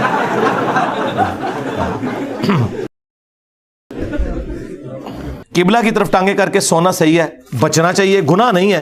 قبلہ کی طرف صرف پیشاب کرنے کی ممانعت ہے، رخ کر کے. ٹانگیں کرنے سے گناہ والا معاملہ نہیں ہے، بس ایک ایتھکس کے خلاف ہے اور اس سے زیادہ کچھ نہیں ہے. ہم تو نہیں کرتے جی، کیونکہ وہ ایک حدیث بھی بخاری مسلم میں ہے نا کہ نبی علیہ السلام نے وہ قبلے کی دیوار پہ تھوک دیکھا تھا تو آپ نے اس صحابی کو امامت سے اتار دیا تھا. تو یعنی کہ پروٹوکول دیا جائے گا قبلے کو. 5 بھائی ہیں، سب اکٹھے ہیں، 4 کمانے کے قابل ہیں اور چاروں نے مل کر پراپرٹی بنائی. کیا سب سے چھوٹا اس پراپرٹی میں حق رکھتا ہے؟ رکھتا نہیں ہے تو دے دینا میرے بھائی. رحمی رشتے اور کیا ہوتے ہیں؟ اگر وہ ایک آپ کا بھائی کمزور نکلا ہے تو بجائے یہ کہ لوگوں سے مانگے، آپ اس کو اکوموڈیٹ کریں نا، بیچ میں دے نا، خود دے دینا. بھائی ہے نا آپ کا، باہر کا بندہ تو نہیں ہے نا. ویسے ان پرنسپل تو ظاہر نہیں رکھتا ہوگا، لیکن آپ نے اکوموڈیٹ تو کرنا ہے. اکثر لوگ نبی علیہ السلام کے دور میں آپ کا پسینہ مبارک خوشبو کے لیے استعمال کرتے تھے. کیا کسی صحابی نے آپ کا پیشاب یا خون بھی استعمال کیا؟ حادثاتی طور پہ 2 واقعات ہوئے تھے. اس پہ نبی علیہ السلام کا پیشاب، خون مبارک، اس پہ میری آپ ویڈیو دیکھ لیں. ایک دفعہ تو وہ مجموع الزوائد میں وہ روایت امام حیثمی نے لی ہے المعجم الکبیر طبرانی سے، اس کی سند بالکل ٹھیک ہے شیخ زبیر اور شیخ البانی دونوں کے نزدیک، کیونکہ اس کی ایگزیکٹ سند ابو داؤد میں بھی موجود ہے. پہلا حصہ ابو داؤد میں ہے کہ نبی علیہ السلام سردیوں میں آپ نے اپنی چارپائی کے نیچے ایک لکڑی کا پیالہ رکھا ہوتا تھا، اس میں آپ پیشاب کرتے تھے تاکہ باہر نہ نکلنا پڑے. تو آپ کی ایک کوئی کنیز تھی، اس نے وہ پی لیا غلطی سے، ظاہر ہے وہ اسمیل بھی نہیں تھی اس میں، عام پیشاب تو نہیں تھا. تو نبی علیہ السلام نے جب بعد میں پوچھا تو انہوں نے کہا مجھے تو نہیں پتا تھا. تو آپ نے فرمایا کہ تم نے اپنے اور جہنم کے درمیان ایک آڑ قائم کر لی. یہ ایک واقعہ ہے، یا ایک سنن کبری البیہقی میں ملتا ہے، اس کی صحت میں اختلاف ہے. یہ پیشاب والے کی صحت میں تو کوئی اختلاف نہیں ہے کہ عبداللہ ابن زبیر کو نبی علیہ السلام نے جب حجامہ کپنگ کروائی تو ایک پیالہ دیا اور کہا کہ اسے کسی محفوظ جگہ پہ دفن کر دو. تو وہ سائڈ پہ جا کے انہوں نے پی لیا. تو بس یہ ایک واقعہ اس طرح کا ملتا ہے. باقی نبی علیہ السلام نے کبھی خود ایسا کام کروایا نہیں ہے، صرف پسینہ مبارک کی حد تک ہے. وہ بخاری مسلم میں وہ آپ نے انڈورس بھی کیا، کیونکہ جب ام سلیم وہ پسینہ جمع کر رہی تھی تو بخاری مسلم کے الفاظ ہے، آپ نے فرمایا تم نے اچھا کام کیا. انہوں نے کہا کہ میری بچی کی شادی ہے تو ہم یہ خوشبو کے لیے استعمال کرتے ہیں. جب ہم کسی بزرگ کی لکھی ہوئی کتاب کو اوتھینٹک نہیں مانتے تو جن اماموں نے حدیث کی کتابیں لکھی ہیں ان کو ہم کیسے اوتھینٹک مانتے ہیں؟ بھئی بزرگوں اور اماموں کا کیا لینا دینا میرے بھائی؟ 24 کیرٹ سونے کو آپ تانبے اور اس کے ساتھ کیوں کمپیئر کر رہے ہیں؟ بزرگوں کی کتابیں جو ہے نا وہ تو خود بزرگوں کے ماننے والے اس سے آ رہی ہیں نا. حدیث کی کتابیں سند کے ساتھ آئی ہیں میرے بھائی. ہاں ان کے کلمی نسخے موجود ہیں، اس پہ کوئی دوسری رائے نہیں ہے. وہ حدیث کی کتابیں پوری سند کے ساتھ جمع کی گئی ہیں. بزرگوں کی کتابیں تو ایک بندہ بیٹھ کے ہزاروں بندے کے بارے میں لکھتا ہے، وہ تاریخ اور بزرگوں کی کتاب ہوتی ہے. اور ہزاروں بندے مل کے ایک بندے کے بارے میں رپورٹ کرتے ہیں کہ وہ کیسا تھا، وہ حدیث کی کتاب ہوتی ہے، اس میں تو راوی ہوتے ہیں. باقی غامدی صاحب سے متعلق 20 سوالات میری ویڈیو دیکھ لیں، یہ پورا مقدمہ ہے۔ جب ہم کوئی گناہ کرتے ہیں تو ہم لوگ کہتے ہیں شیطان نے ابھارا یا نفس نے۔ جب اللہ نے حکم دیا فرشتوں کو ابلیس کو آدم کو سجدہ کرو تو ابلیس کو کس نے ابھارا تھا؟ شیطان نے ابھارا تھا نا۔ اس دن وہ پہلا شیطان ظاہر ہو گیا تھا نا، ابلیس کو اس کے اپنے نفس نے ابھارا۔ ہمارے بھی برائی کے کام نفس ہی کرواتا ہے، شیطان صرف پھونکے مارتا ہے، قرآن میں واضح موجود ہے، اس کا اختیار نہیں ہے، صرف دعوت دیتا ہے۔ سورہ ابراہیم کی جو آیت نمبر 22 ہے، جس میں شیطان کی آخری ملاقات ہے انسان کے ساتھ قیامت کے دن، وہ کیا کہتا ہے کہ میرا تو اس پہ کوئی اختیار نہیں تھا، میں نے تو صرف تجھے بلایا تھا، تو نے میری دعوت قبول کی تھی، آج اپنے آپ کو ملامت کر، مجھے ملامت نہ کر۔ ناخن کاٹنے کا سنت طریقہ پاپا جانی سے سیکھیں، ایتو شروع کر کے اوتھے ختم، اس طرح کا کوئی روایت اصول محدثین پہ ثابت نہیں ہے۔ ناخن کاٹنے ہیں، مسلم شریف میں موجود ہے 40 دن میں ایک دفعہ، ناخن بھی کاٹنے ہیں، بغلوں کے بال بھی، زیر ناف بال بھی، اور مونچھیں بھی پس کرنی ہے۔ یہ 4 کام آپ نے 40 دن میں ایک دفعہ کرنے ہیں، اور اگر آپ ہر ہفتے یا 2 ہفتے بعد کر لیں تو زیادہ بہتر ہے، باقی 40 دن میں ایک دفعہ کر لیں، باقی اس کی کوئی اس طرح کی ترتیب نہیں بتائے گی۔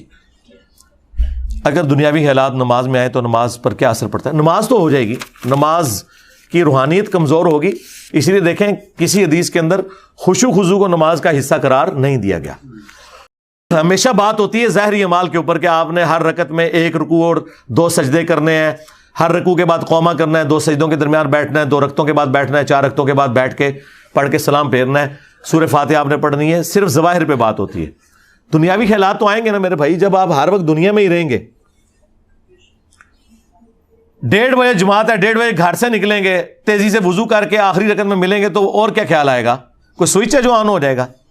اس کا حل یہ ہے کہ پھر اذان ہو تو آپ گھر سے نکل پڑیں، تسلی سے جا کے وضو کریں، نوافل ادا کریں جو سنت موقدہ ہوں یا غیر موقدہ شروع والی، پھر تسلی سے آپ کریں اور نماز کا ترجمہ یاد کریں، انشاءاللہ معاملات سیدھے ہو جائیں گے۔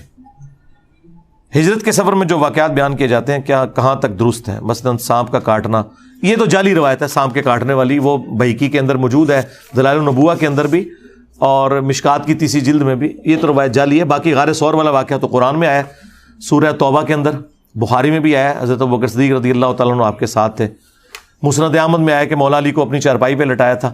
اس کے لیے آپ میری ایک ویڈیو دیکھیں، رسول اللہ کا قاتل کون، اس میں نبی علیہ السلام کی زندگی میں جتنی مرڈر اٹیمپٹس ہوئی تھی نا، وہ ساری میں نے ڈسکس کی ہیں ایک جگہ پہ، اور جو اس میں غالی شیعہ غلوف کرتے ہیں، صحابہ کرام پہ بکواسیات کرتے ہیں، میں نے صحابہ کرام کا دفاع کیا تھا اور صحیح بات بتائی تھی، اس میں نے یہ سارے واقعات ڈسکس کیے ہیں۔ موقوف اور مرفوع کس کو کہتے ہیں؟ موقوف یہ ہے کہ صحابی اپنے ریفرنس سے کوئی بات بیان کر دے، وہ یہ نہ بتائے کہ میں نے نبی علیہ السلام سے سنی ہے، تو ہم یہ کہتے ہیں حدیث موقوف ہے، اور وہ صحیح ہوتی ہے تا وقت کہ کوئی صحیح حدیث اس کی مخالفت نہ کر دے صحابہ کرام کے اجماع کے ساتھ۔ صرف صحیح حدیث کی مخالفت بھی ضروری نہیں ہے، جب تک صحابہ کرام اس کو انڈورس نہ کریں، ہو سکتا ہے وہ دونوں باتیں درست ہوں، جس طرح اب بخاری میں ہے کہ نبی علیہ السلام کندھوں تک ہاتھ اٹھاتے تھے، مسلم میں کانوں تک اٹھاتے تھے، دونوں حدیثیں موجود ہیں، تو اب آپ یہ نہیں کہیں گے ٹکرا رہی ہیں، دونوں طریقے ثابت ہو گئے۔ تو موقوفاً روایت، جس طرح مولا علی کا قول ہے فضائل صحابہ احمد بن حنبل میں کہ میری وجہ سے 2 فرقے جہنم میں جائیں گے اور 2 گمراہ ہوں گے، ایک میری محبت میں غلوف کر کے، ایک میری دشمنی میں، اور یہی مولا علی کا قول نہج البلاغہ میں بھی موجود ہے۔ اب یہ جو قول ہے نبی علیہ السلام کے ریفرنس سے انہوں نے بیان نہیں کیا، اگرچہ نبی علیہ السلام کے ریفرنس سے مسند احمد میں موجود ہے، طبرانی میں موجود ہے، مشکات میں، لیکن اس کی سند میں کلام ہے، جو صحیح سند ہے وہ حضرت علی تک کی ہے۔ تو جب کوئی غیبی خبر کوئی صحابی بتائے تو یہ انڈرسٹوڈ ہوتا ہے کہ نبی علیہ السلام نے ہی ان کو بتایا ہوگا، تو یہ کہتے ہیں حدیث موقوف۔ اور حدیث مرفوع یعنی وہ بلند کی گئی، جیسے ہمارا یہ علاقہ سطح مرتفع پوٹوہار، مرتفع بلند کیا ہوا، جو نبی علیہ السلام تک مرفوع ہو۔ بعض اوقات ایک جگہ موقوف ہوتی ہے، دوسری جگہ مرفوع آ جاتی ہے۔ مثلا امام بخاری صحیح بخاری میں موقوفاً لے کر آئے کہ مولا علی علیہ السلام نے حضرت عمر فاروق رضی اللہ تعالیٰ عنہ کو ایک شخص پہ حد لگانے سے روک دیا تھا، چیف جسٹس جو تھے، اور کہا کہ امیر المومنین کیا آپ کو نہیں پتا کہ 3 لوگوں سے اللہ نے اپنا قلم اٹھا لیا ہے، سویا ہوا شخص پاگل اور چھوٹا بچہ، یہ شخص پاگل ہے جس کے اوپر آپ نے حد جاری کیا، تو حضرت عمر نے اپنا ڈیسیژن واپس لے لیا۔ بخاری میں یہ واقعہ ہے، اور حضرت علی نے حدیث نہیں بیان کی، خود اپنی طرف سے بات کی کہ اے امیر المومنین 3 لوگوں سے اللہ نے قلم اٹھا لیا۔ لیکن سنن ابن ماجہ میں جو یہ روایت ہے نا وہ یوں ہے کہ مولا علی کہتے ہیں کہ میں نے رسول اللہ سے سنا کہ 3 لوگوں سے اللہ نے اپنا قلم اٹھا لیا. تو یہ کنفرم ہو گیا کہ وہاں جو مولا علی کہہ رہے تھے اگرچہ انہوں نے نبی الاسلام کو مینشن نہیں کیا, یہ انڈرسٹوڈ تھا کہ رسول اللہ کے سننے پر ہی موقوف ہے. لیکن یہ ہر جگہ رول نہیں اپلائی ہوتا. بعض اوقات ہو سکتا ہے کسی صحابی کی اپنی ذاتی رائے بھی ہو, لیکن وہ کسی بریلوی دیوبندی وہابی نے نہیں چیک کرنا. وہ محدثین بتاتے ہیں کہ یہاں پہ اس صحابی کی ذاتی رائے تھی, انہیں اس معاملے میں اجتہادی غلطی لگی, اور اوورآل جو ہے یہ معاملہ اس طریقے سے ہے. مثلا ہم سمجھتے ہیں کہ وہ تمام اصحاب جنہوں نے جنگ صفین میں یا جنگ جمل میں حضرت علی کا ساتھ نہیں دیا اور غیر جانبدار ہو گئے, انہیں اجتہادی غلطی لگی تھی. خصوصاً ابو بکر رضی اللہ تعالیٰ عنہ جو یہ کہتے تھے, لوگوں کو منع کرتے تھے کہ جی یہ حدیث ہے بخاری میں 7083, اس کے نیچے پھر محدثین نے باقاعدہ شرح بیان کی ہے کہ بھئی ابو بکرہ کا یہ موقف درست نہیں تھا. ایک صحابی ابو بکر, ایک ہے ابو بکرہ. وہ لوگوں کو روکتے تھے اس بات سے کہ وہ حضرت علی کا یا ان کی مخالفین کسی جماعت کا ساتھ دیں. وہ کہتے تھے کہ نبی الاسلام نے فرمایا کہ جب ایک مسلمان دوسرے پہ تلوار اٹھاتا ہے نا تو دونوں جہنمی ہو جاتے ہیں, قاتل اور مقتول. تو صحابہ نے پوچھا کہ قاتل تو جہنمی ہے, مقتول کیوں؟ تو نبی الاسلام نے فرمایا کہ مقتول نے بھی تو اپنے بھائی کو قتل کرنے کا ارادہ کیا تھا نا. اس حدیث کو وہ فٹ کرتے تھے جنگ جمل اور صفین کے اوپر. اب مجھے بتائیں, جنگ جمل اور صفین میں جو صحابہ تھے وہ تو ان سے بہت سینئر تھے, ان کو دین کا فہم بھی ان سے زیادہ تھا. پھر مولا علی سے زیادہ کون علم دین جانتا تھا؟ مولا علی کی حکم پہ عمل کر رہے تھے جو سورہ الحجرات میں ہے کہ جب مسلمانوں کا گروہ باغی ہو جائے تو اس کے خلاف قتال کرو یہاں تک کہ توبہ پر آمادہ ہو جاؤ. تو یہ کہتے ہیں یہ حضرت علی کے مخالفین کو باغی کہتا ہے, اور قرآن میں لکھا ہوا ہے باغی, بغا کا لفظ موجود ہے لیکن وہ پولیٹیکل ٹرم میں باغی ہے, دین سے باغی نہیں. نعوذ باللہ. ہم رضی اللہ عنہ کہتے ہیں, اسی مجلس میں میں رضی اللہ عنہم اجمعین وعلیہم السلام اجمعین کہہ رہا ہوں, تو رسپیکٹ تو نہیں کم ہونے دے رہا. یہ پولیٹیکل ٹرم, بس مولوی پورا نہیں پڑھا لکھا ہے نا, ان کے کرم ہے, انہوں پڑھانا بھی میں آ کے کہ جدو میں پولیٹیکل لفظ بول رہے تھے مطلب کیا ہے. اور خدا نہ خواستہ اگر یہ پولیٹیکل نہیں تھا تو پھر تو بڑا خطرناک مسئلہ ہے.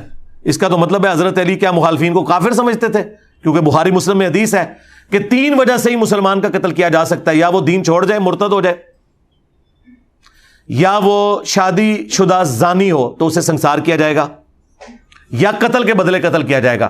اب یہ تینوں کیٹیگریز حضرت علی کے کیس میں ان کے مخالفین کے ساتھ تو نہیں آتی ہیں, تو چوتھی کیٹیگری پھر قرآن والی ماننی پڑے گی, جب مسلمانوں کا گروہ باغی ہو جائے تو اس کے خلاف قتال کرو. ورنہ پھر آپ کو حدیث والا ماننا پڑے گا کہ حضرت علی کے مخالفین کیا نعوذ باللہ مرتد ہو گئے تھے؟ نہیں. کیا وہ زانی تھے کہ سنسار کروانا تھا ان کو؟ نہیں. کیا قتل کے بدلے قتل ہو رہا تھا؟ نہیں. بلکہ ایک پولیٹیکل گورنمنٹ کے خلاف انہوں نے اعلان بغاوت کیا تھا, اور یہ اعلان بغاوت پولیٹیکل تھا, نہ کہ یہ کہ نعوذ باللہ وہ کوئی اسلام سے نکل گئے تھے. ہم تو خوارج کے بارے میں بھی نہیں کہتے کہ وہ اسلام سے نکل گئے ہیں, اگرچہ ان کے بارے میں حدیثیں ہیں, ان کی ہم تعویل کرتے ہیں مولا علی کی وجہ سے, کیونکہ مولا علی سے جب پوچھا گیا مصنف ابن ابی شیبہ میں یہ کیا ہے, کافر ہیں, انہوں نے کہا کافر نہیں ہے, یہ کفر سے اتنی نفرت کرتے ہیں کہ میرے بارے میں بدگمان ہو گئے کہ میں کافر ہو گیا ہوں, اس لیے تو میرے خلاف کھڑے ہوئے. اینا جگرا مولا علی دا, اپنے مخالفین دا بھی دفاع کر رہے ہیں کہ یہ میرے خلاف اس لیے ہوئے ہیں کہ انہوں نے مجھے کافر سمجھا ہے, یہ اس بات کی دلیل ہے یہ کفر سے نفرت کرتے ہیں. اب مولا علی کو تو چاہیے تھا بخاری مسلم کی حدیث فٹ کر دیتے کہ جو کسی مسلمان کو کافر کہے اس پہ کفر لوٹ جائے گا. انہیں پتا تھا یہ اس صورت میں ہے جب تعویل کی غلطی نہ لگی ہوئی ہو. یہی تو ہم نے بات کی تھی کہ تعویل کی غلطی کی وجہ سے اگر کوئی کسی صحابی کو کافر کہہ لے اس پہ کفر نہیں لوٹتا. ہاں جو صحابی یا مسلمان سمجھتے ہوئے کہے گا وہ تو عام مسلمان کو بھی آپ کافر کہہ دیں تو کفر لوٹ جاتا ہے. اور یہ بات امام بخاری نے صحیح بخاری میں چیپٹر کی ہیڈنگ میں لکھی ہوئی تھی کہ اگر کوئی کسی مسلمان کو کافر کہہ دے تو وہ کافر نہیں ہوگا تعویل کی غلطی کی وجہ سے. ابن ابی بلتا والا واقعہ لکھا اور انہوں نے کہا حضرت عمر کافر نہیں ہوتے, اگرچہ انہوں نے ایک بدری صحابی کو منافق اور کافر کہہ دیا تھا کیونکہ حضرت عمر کو غلطی لگی تھی, لیکن حضور نے اسے توبہ اس لیے نہیں کروائی کہ اگر کوئی تعویل کی غلطی کی وجہ سے کسی مسلمان کو بدری صحابی کو بھی کافر کہہ دے اس پہ کفر نہیں لوٹتا. دیکھو یہ ٹیکنیکل بحثیں تھی, پیورلی مجھ سے پہلے کتابوں میں لکھی ہوئی تھیں, لیکن کسی نے ان کی منجی نہیں ٹھوکی ہوئی تھی نا, اس لیے ان سے ان کو کوئی مسئلہ نہیں. امام بخاری لکھ کے گئے ہیں کہ بدری صحابی کو بھی کافر کہنے سے کوئی کافر نہیں ہوگا تعویل کی غلطی کی وجہ سے. انجینئر نے کہتا اور جاؤ پڑھ کے آؤ, خدا ادا نہ آ جائے, لیکن پڑھو گے تو ہی پڑھنا پڑے گا. میری ویڈیو دیکھو, پڑھنے سے ویڈیو دیکھو تو پتہ لگے. بخاریاں پڑھ پڑھ کے نکلے، وہ پتہ ہی نہیں بخاری کے لکھے ہے. تو وہ جو بخاری کی حدیث تھی نا ابو بکر ولی رضی اللہ تعالیٰ عنہ، اس کے کانٹیکسٹ میں وہ پھر باقاعدہ محدثین اس کو ریبٹل کرتے ہیں کہ حضرت علی نے جو جنگ لڑی ہے وہ پولیٹیکل اختلاف کی وجہ سے. ویسے تو بخاری مسلم میں موجود ہے کہ جس نے وقت کے امیر کو نہیں پہچانا جاہلیت کی موت مرا ہے اور وہ بیعت ضروری ہے، اور یہ ساری چیزیں موجود تھیں. تو یہ ماننا پڑے گا یہ پولیٹیکل بغاوت والا سٹانس ہے. اچھا اب وہ پھر اس سے اگلے سٹیپ پہ جا کہتے ہیں نہیں جو اصحاب جمل تھے انہوں نے حضرت علی سے معافی مانگ لی تھی. بالکل، تو اس کا انکاری کون ہے؟ تو میں بتا رہا ہوں کہ معافی مانگی ہے. مجھ سے زیادہ سیدہ عائشہ کا دفاع کس نے کیا ہے؟ طلحہ اور زبیر کا کس نے کیا ہے؟ تم لوگوں کا کیا لینا دینا صحابہ کے ساتھ؟ لیکن وہ جو ایونٹ پرفارم ہوا ہے اس پہ محدث اعظم سعودیہ کے پورے کمنٹس پڑھو حدیث حوض کے اوپر. انہوں نے کہا یہ بات بالکل غلط ہے، ہم کہ دونوں پارٹیاں درست تھیں، ہزاروں مسلمان قتل ہو گئے، ہمیں یہ سیٹ کرنا پڑے گا، رسپانسبلٹی فکس کرنی پڑے گی یا حضرت علی کی جماعت کے اوپر یا ان کے مخالفین کے اوپر. تو انہوں نے کہا رسپانسبلٹی ان کے مخالفین پہ فٹ ہوتی ہے، ان کی وجہ سے مسلمان شہید ہوئے ہیں. حضرت علی حق پہ تھے، خلیفہ برحق تھے. یہ محدث اعظم ناصر الدین البانی سلسلہ حدیث سیاح میں لکھ رہے ہیں، اور میں نے وہ سارا اپنے کربلا والے ریسرچ پیپر میں نقل کیا ہے. اور رہ گئے اصحاب صفین، ان کے بارے میں تو بخاری موجود ہے. تقتلہ الفئۃ الباغیہ یدعوہم الی اللہ ویدعونہ الی النار ویح عمار، افسوس ہے عمار تجھے ایک باغی جماعت قتل کرے گی، تو انہیں اللہ اور جنت کی طرف بلائے گا، وہ جماعت جہنم کی طرف بلائے گی. کہتے ہیں جی باغی کے الفاظ ہی موجود ہے، جہنم کی طرف بلانے والی جماعت، جہنمی جماعت میں نے کبھی نہیں کہا. یار خدا کے لیے اپنا لقمہ میرے منہ میں نہ ڈالو. جہنم کی طرف بلانے والی، وہ تو کوئی جھوٹ کی طرف بھی بلائے وہ جہنم کی طرف بلا رہا ہے. جہنم اور جنت کا فیصلہ آخرت میں ہونا ہے، لیکن نبی علیہ السلام کے الفاظ تو میں چینج نہیں کر سکتا کہ باغی اور جہنم کی طرف بلانے والی جماعت. دیٹس آل، بس اس سے آگے ہم نہیں جائیں گے. حالانکہ میں چلا گیا ہوں، میں رضی اللہ عنہ بھی کہتا ہوں. اصحاب صفین کو، اصحاب جمل تو 24 کیرٹ سونا ہے نا، وہ تو ٹکر کے لوگ ہیں، وہ سابقون اولون ہیں، اس لیے اللہ نے ان کو توبہ کی توفیق بھی دی. اما عائشہ کو بھی، سیدنا طلحہ کو بھی، زبیر کو بھی، رضی اللہ عنہم اجمعین وعلیہم السلام اجمعین. میرا کربلا والا ریسرچ پیپر پڑھ لیں اور میری ویڈیوز پہ گوائیں. آج جس بات پر شیعہ سنی کا اتفاق ہوا اس کو اجماع کہتے ہیں، یا جس پر صحابہ کرام کا اتفاق. اجماع تو قیامت تک میرے بھائی جاری رہے گا، ہر زمانے میں اجماع ہوتا رہتا ہے. ظاہر ہے اجماع تو بعد کے معاملات کے اوپر ہوتا ہے نا، پرانے جو معاملات ہیں وہ تو سیٹل ہیں. یہ تو ایک جنرل سٹیٹمنٹ ہے نا. مثلا اس دور میں بہت بڑا اجماع قادیانیوں کے کفر کے اوپر ہوا ہے. کیا فرض جماعت کے بعد اجتماعی دعا مانگنا احادیث سے ثابت ہے؟ جی اگر وسیلہ اور توسل کے طور پر کبھی کبھار آپ امام سے کہیں کہ آپ دعا کروا دیں وہ تو درست ہے، لیکن پرماننٹلی کرنا یہ تو خود حنفی بھی مانتے ہیں کوئی ثابت نہیں. کہتے ہیں علماء نے جاری کیا ہے امت سے دعا اٹھنا چاہے، اور دعا بچانے بچانے امت سے سنت وظائف اٹھ کے جڑے ایسے لکھے تھے گرین. ہاں کیونکہ جب بدعت داخل ہوتی ہے تو پھر سنت اللہ تعالیٰ اٹھا لیتا ہے.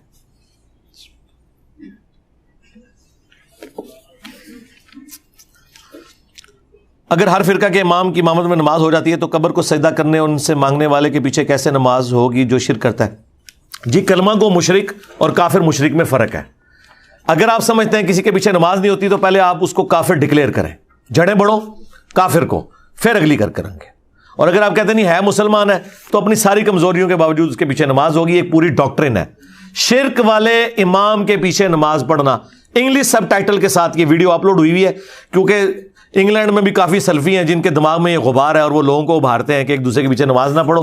تو اس ویڈیو کا میں نے انگلش سب ٹائٹل بھی کروایا تھا، وہ آپ ویڈیو دیکھ لیں. شرک والے امام کے پیچھے نماز. تسی شرک والے کہہ رہے ہو نا، وہ کہتے ہیں گستاخ رسول امام کعبہ اور مسجد نبی کے امام کے پیچھے نماز کیسے ہو جاتی ہے؟ ہاں انہوں نے بھی اینک دا ذرا دھیان کرو نا. ہاں اپنے کنویں جیتے نا انہوں دنیا سمجھ کے بیٹھو. ہاں وہ بھی یہی کہتے ہیں دوسرے کہ گستاخ رسول نجدی کعبے کا امام اور مسجد نبی کا امام، اس کے پیچھے کیسے نماز ہو جاتی ہے جو گستاخ رسول ہے؟ تو پھر وہابی کے کہتے ہیں نہیں وہ گستاخ رسول نہیں، سرکار وہ بھی کہتے سی مشرک نہیں. ٹھیک ہے، تو پھر اس کا مطلب یہ ہے کہ دونوں کو آپ بینیفٹ آف ڈاؤٹ دیں، صرف ان کی اصلاح کی کوشش کریں. میرا بھائی 2018 میں جب ریورٹ ہوا تو وہ بھی آہستہ آہستہ دین حق پر آ گیا، لیکن اچانک نومبر میں اس کی فات ہوگی. اب اللہ تعالیٰ اس کی غلطیوں کو معاف کرے. موج لگ گئی ہے جی، جنت میں پہنچ گیا، آپ کو اور کیا چاہیے؟ ہاں اس نے کوئی تکلیف نہیں اٹھائی. ابھی جو سسرالی رشتوں کی، ماں باپ سے تکلیف نہیں ملی، بیوی سے تکلیف نہیں ملی، بچوں کی مشقت نہیں، اللہ تعالیٰ نے اسے چھوٹی عمر میں اپنے نبی علیہ السلام تک پہنچا دیا انشاءاللہ تعالیٰ. ہاں جی، بخاری مسلم میں حدیث ہے، جس نے ایک دفعہ بھی صدق کے دل سے کلمہ پڑھا وہ جنت میں جائے گا انشاءاللہ تعالیٰ. وہ تو یہ سارے کے سارے حالات و واقعات جو ہیں دنیا کے، وہ تو باقاعدہ قرآن میں آیا ہے، حدیث مسلم شریف کے اندر، کہ جنتی تو جنت میں ڈسکشن کرتے ہیں اور کہتے ہیں یا اللہ ہمارے بھائیوں کو بھی ہم تک جلدی جلدی پہنچاؤ. ہوتے تو انتظار کر رہے ہوتے، تجھے اپنی فکر کرو. حضرت ابو ہریرہ اور عبد الرحمن بن عوف ایک ہی صحابی ہیں؟ نہیں، عبد الرحمن بن عوف اور ہیں. اگرچہ حضرت ابو ہریرہ کا نام بھی عبد الرحمن ہے، لیکن وہ ادوسی کہلاتے ہیں، وہ قبیلہ الگ سے، نام دونوں کے کامن ہے. جس نے عبداللہ نام کے اب کتنے صحابی ہیں؟ عبداللہ ابن عباس، عبداللہ ابن عمر، عبداللہ ابن زبیر، ٹھیک ہے، عبداللہ ابن مسعود. اب صحابہ کرام اس کا فرق کرتے ہیں. اگر بخاری مسلم میں صرف عبداللہ لکھا ہو نا تو اس سے مراد ابن مسعود ہوتے ہیں. عبداللہ بن عمر کو امام بخاری امام مسلم عبداللہ ابن عمر نہیں لکھتے، ابن عمر لکھتے ہیں. اور عبداللہ ابن عباس کو عبداللہ ابن عباس نہیں ابن عباس لکھتے ہیں. خالی عبداللہ اگر لکھا ہونا کسی حدیث میں تو اس سے مراد ابن مسعود ہوتے ہیں. اور یہ پروٹوکول اس لیے محدثین نے دیا کہ ان سب میں سب سے زیادہ سینئر ابن مسعود ہیں. وہ صحابہ صفہ میں بھی ہیں، سینئر اصحاب میں بھی ہیں، اس لیے ان کو پروٹوکول دیا ہے کہ عبداللہ کہنا ہے تو ابن مسعود کو کہنا ہے. اور سب سے بڑھ کر بخاری میں نہیں آتا کہ وہ حضور کے نالین اپنے ساتھ سفر و حضر میں رکھتے تھے، صاحب النالین وہ مشہور تھے. علی بھائی قرآن و حدیث کی روشنی میں رحمت کا مفہوم سمجھا دیں. جی سمجھایا ہوا نا، اللہ کی رحمت سے دھوکا. یہ وہ کلپ ہے کہ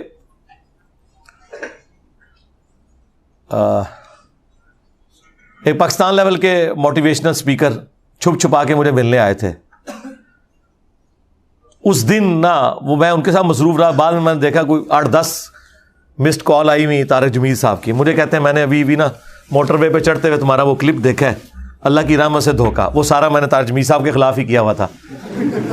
تو میں نے کہا لو جی مجھے ڈانٹیں. کہتے ہیں نہیں باتیں تم نے ٹھیک کی ہیں لیکن یار میں نہیں اس طرح بول سکتا، میری طبیعت ذرا اور طرح کی ہے، لیکن تم جو کہہ رہے ہو نا یہی ہے، واقعی قرآن یہی کہتا ہے. ٹھیک ہے. کہتے یار میں اس لیے نہیں کرتا پھر لوگ دور ہو جاتے ہیں.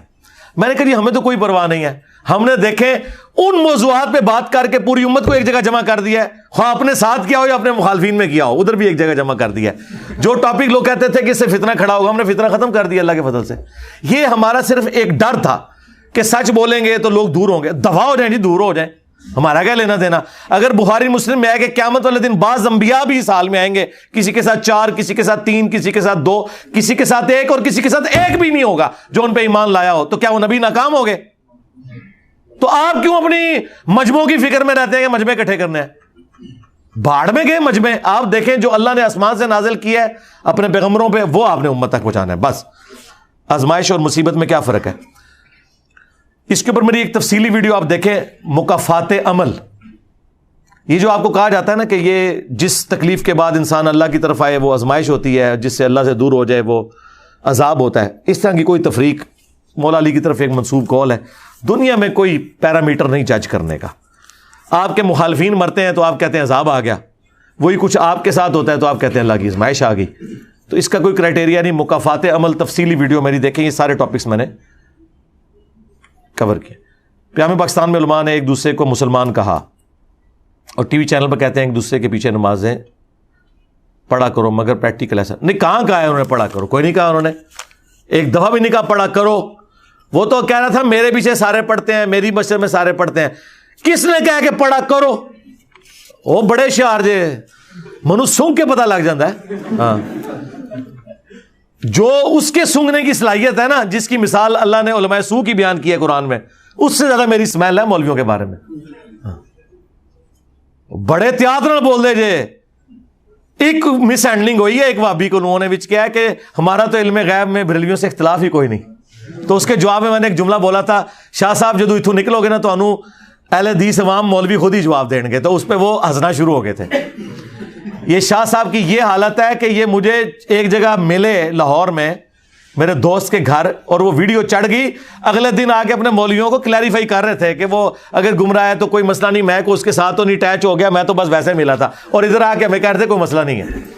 یہ وہ آخری بات تھی جو میں نے کرنی تھی کہ شاہ صاحب مجھے ایک آخری بات کرنے تھے جس پہ پروگرام ختم ہو گیا تھا. وہ میں نے ان کو یاد کرانا تھا. شاہ صاحب یاد ہے اسامہ بھائی دے گھر جو تو ملے سو تو بعد کی کلیریفیکیشن نہیں دے رہے سو پوری زندگی. ٹھیک ہے, تو اڈی حالت ہے اتنے بہ کے جناب دفاع کر رہے ہو اپنے ان کا. کیا نام ہے مال ہاتھ میں لینے کے بعد اللہ ہم سے ڈائریکٹ مخاطب ہوگا؟ کیا رسول اللہ صلی اللہ علیہ وسلم کی شفاعت سے پہلے اللہ کی رحمت کا کوئی معاملہ؟ یار اتنی تفصیلات میں آپ کیوں پڑھ رہے ہیں کہ کون سی ایکٹیویٹی پہلے ہونی ہے؟ آپ صرف یہ دعا کریں اللہ تعالیٰ ہمیں اپنی رحمت سے اپنے محبوب صلی اللہ علیہ وسلم کی شفاعت اور آپ کے مبارک ہاتھوں سے حوض کوثر نصیب فرمائے, آپ کے مبارک جھنڈے تلے جگہ عطا فرمائے اور جنت الفردوس میں آپ کا پڑوس عطا فرمائے. ٹھیک ہے, اتنی باریکیوں میں پڑھنے کی ضرورت ہی نہیں بھائی, آپ اس چکر میں نہ پڑھیں نامہ مال. آپ یہ دعا کریں اللہ تعالیٰ ہمیں بغیر حساب و کتاب کے جنت میں داخل کرے, آمین. ہاں, یہ ساری علمی شہوت ہے جو پوری کی ہوئی ہوتی ہے. یہ ایک بندے نے ہینڈ رائٹنگ میں اتنی سارے سوال لکھ کے بھیج دیے ہیں, دوسروں کا خیال ہی نہیں کیا.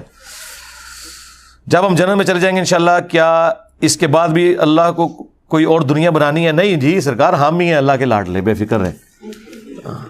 فی الحال تو اتنا ہی نالج ہے. قیامت سزا اور جزا کا دن ہے, لیکن ہم تو دل بھی دکھاتے ہیں, حق بھی مار جاتے ہیں, لیکن اعمال بھی کرتے ہیں, تو پھر کوئی بھی ڈائریکٹ جنت نہیں جائے گا. تو جناب توبہ کریں نا, معافی مانگے نا, کیوں دکھاتے ہیں دل؟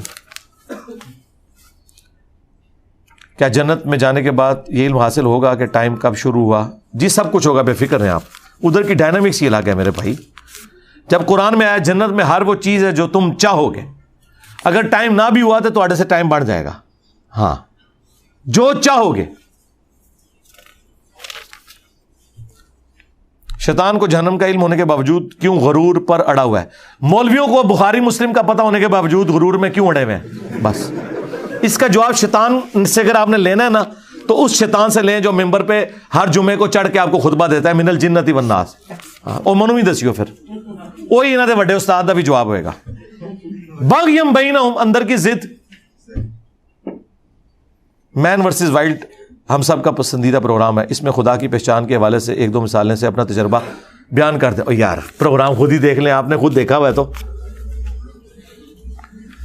دین اسلام سے تعلق رکھتی ہوئی ہسٹوریکل اتھینٹک چیزیں جو کاربن ڈیٹنگ سے بھی اسلام کی ہسٹری ثابت, ان کے متعلق معلومات دے دیں. آپ یوٹیوب کے اوپر دیکھیں, جو کچھ عرصہ پہلے وہ یو کے میں ایک نسخہ نکلا تھا, اس کی کاربن ڈیٹنگ کروائی تھی نا.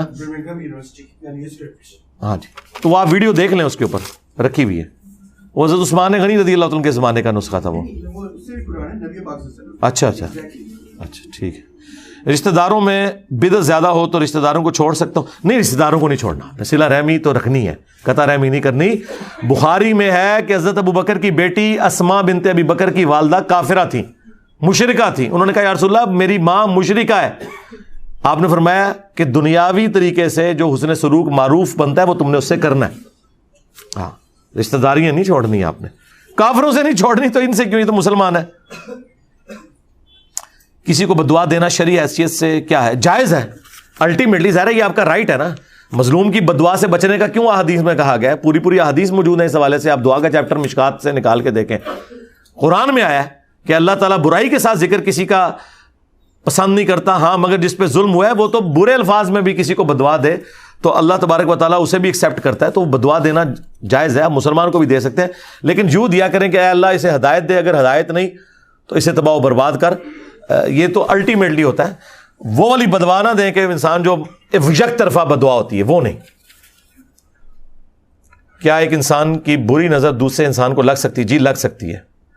اگر ایسا ممکن ہے تو ایک شخص دوسرے کا نفع نقصان کا مالک کیسے ہو سکتا ہے؟ میرے بھائی صرف یہ مسئلہ ہے, اگر دوسرا بندہ آ کے آپ کو گاڑی ٹھوک سکتا ہے اور آپ کی ہڈی ٹوٹ جائے گی تو یہ آپ کی تقدیر میں آزمائش ہے. اس کی جو نظر لگنا وہ تقدیر میں لکھا ہے کہ یہ بھی اللہ کی طرف سے آپ پہ ایک آزمائش آئے گی. لوگ صرف سمجھتے ہیں کہ دنیاوی نقصان جو ہے وہ آزمائش ہے. نہیں, کسی کے اوپر جنات کا آنا, آسیب کا سایہ ہو جانا, جادو ہو جانا, یہ بھی انہی تکلیف میں سے ہے جس طرح آپ کے اوپر جسمانی تکلیف آتی ہے. اس کے لیے آپ نے جب جسمانی تکلیف آتی ہے تو آپ علاج کرواتے ہیں نا, تو روحانی کو تکلیف ہے اس کا علاج کروائیں, وہ اللہ کی طرف سے آتی ہے.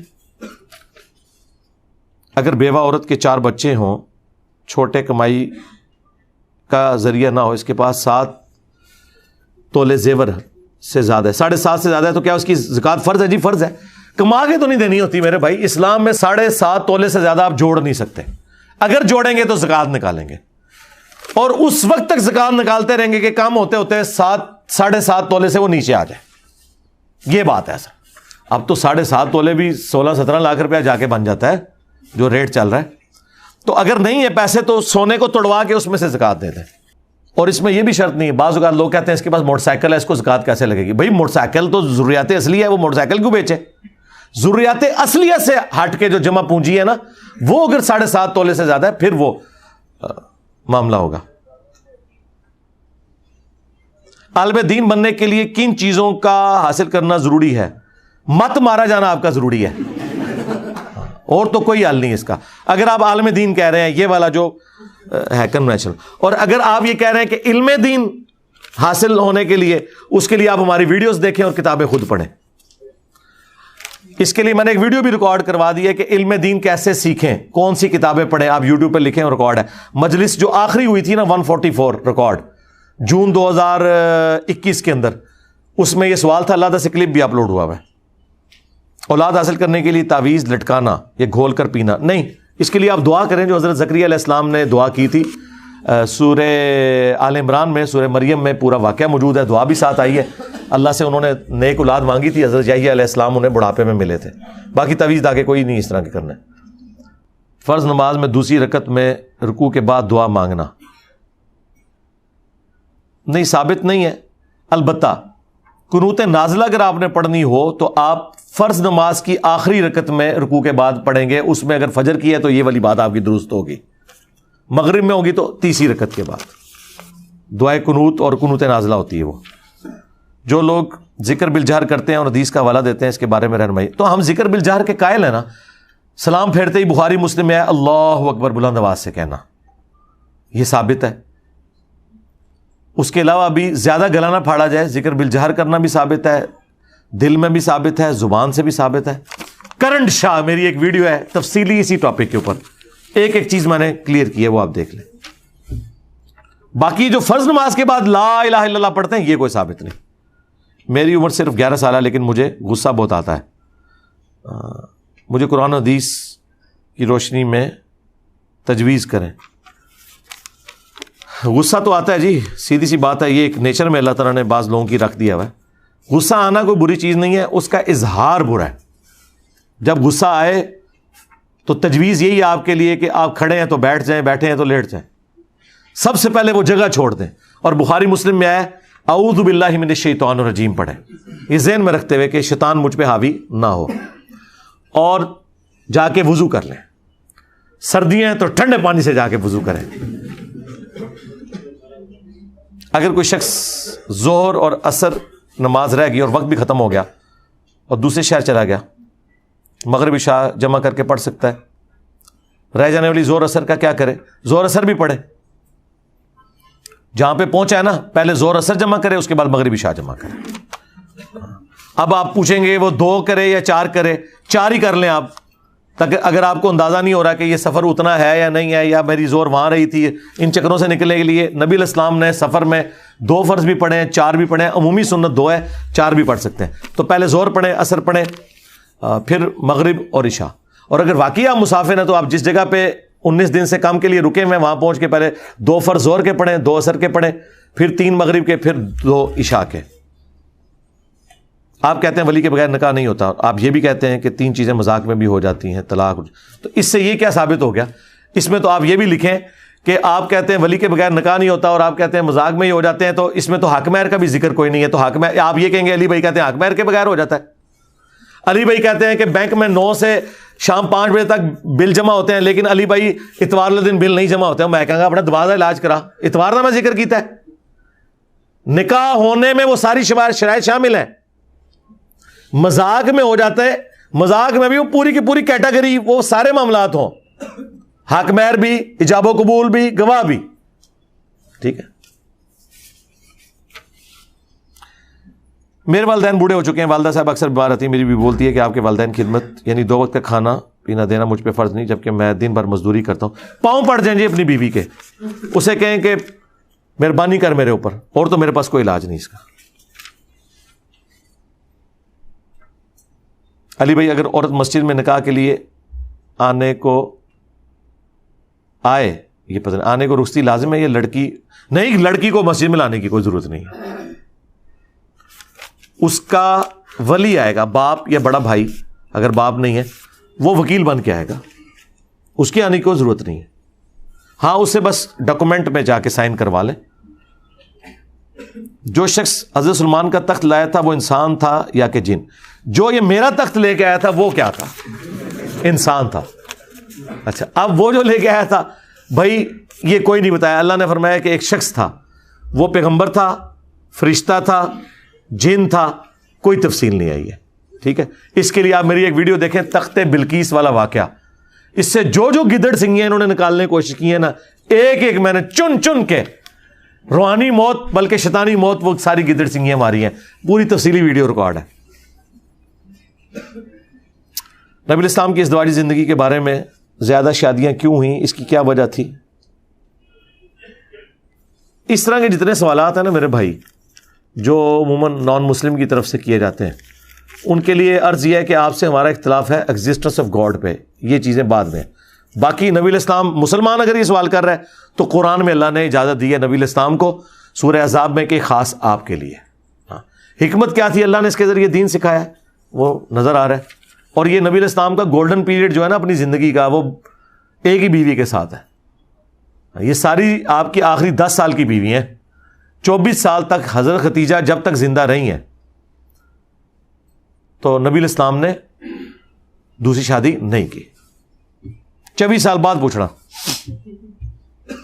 ہم لوگ اپنی پراپرٹی بطور تحفہ کسی کو دے دیتے ہیں، کسی بھی ایسے انسان کو جو حیات ہے، تو ہمارے مال میں بھی تو ہمارے مال میں بھی تو ہماری پراپرٹی ہوتی ہے. تو کیا اگر کوئی انسان اللہ کو جان کر اپنی نیکیاں کسی دوسرے کو بطور دے، اس طرح نہیں نیکیاں منتقل ہوتی. مال میں تو نیابت ہو جاتی ہے، نیکیوں میں کیسے ہوگی میرے بھائی؟ مال کا تو معاملہ الگ ہے. نماز تو آپ پہ فرض ہے نا، زکوٰۃ کوئی کسی کی طرف سے ادا کر دے، صدقہ فطر کسی کی طرف سے ادا کر دے، مالی عبادت کے معاملات الگ ہیں. آپ بریلوی دیوبندی اہل حدیث سب کے بارے میں بات کرتے ہیں، جبکہ شیعہ سے کیا، شیعہ کے بارے میں سب سے زیادہ شیعہ کے بارے میں بات ہی میں نے کی ہوئی ہے. کیا بات کر رہے ہیں میرے بھائی؟ شیعہ سے 2 بنیادی اختلاف ہیں، عقیدہ توحید کے والے سے، عقیدہ امامت کے والے سے. بتائیں دنیا میں کس شخص نے اپنی زندگی میں سب سے زیادہ یا علی مدد کو شرک کہا ہے ہمارے سوا؟ رہ گی بدعت، تو بدعت محرم کے اوپر جتنی میری ویڈیوز ہیں میں نے ڈسکس کیا. مطلب میں ان کو گالیاں نکالوں؟ اب گالیاں تو بھائی میں نے ان کو نہیں نکالی جنہوں نے چشتی رسول اللہ پڑھایا، تو ان کو کہاں سے نکالوں؟ اور یہ زیادہ بڑے مجرم ہیں کیونکہ سنیت کا نام یوز کر رہے ہیں، اور ہمارا پلیٹ فارم سنی پلیٹ فارم ہے، یہ ذہن میں رکھیے گا ایز اے منج. یہ شیعہ پلیٹ فارم نہیں ہے، اس لیے ناج البلاغہ نہیں یہاں پڑی ہوئی، یہ سنی پلیٹ فارم ہے. شیعہ کو ہم مسلمان سمجھتے ہیں. جامع مسجد میں جمعہ پڑھا عید کا آخری روز میں آپ کے بارے میں بہت کچھ. او یار چھوڑ خدا، چیخا انجوائے کرو. وڈی بوتل رکھ کے تے اینا وڈا چپساں دا پیکٹ رکھ کے نا انجوائے کرو چیخا.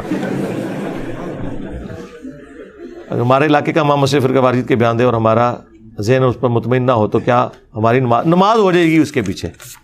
نماز سے کوئی فرق نہیں پڑتا یار. حضرت عثمان کے مخالفین کے پیچھے حضرت عثمان کہہ رہے نماز پڑھ لو، تو میرے مخالفین کے پیچھے کیوں نہیں نماز ہوگی؟ پڑھے.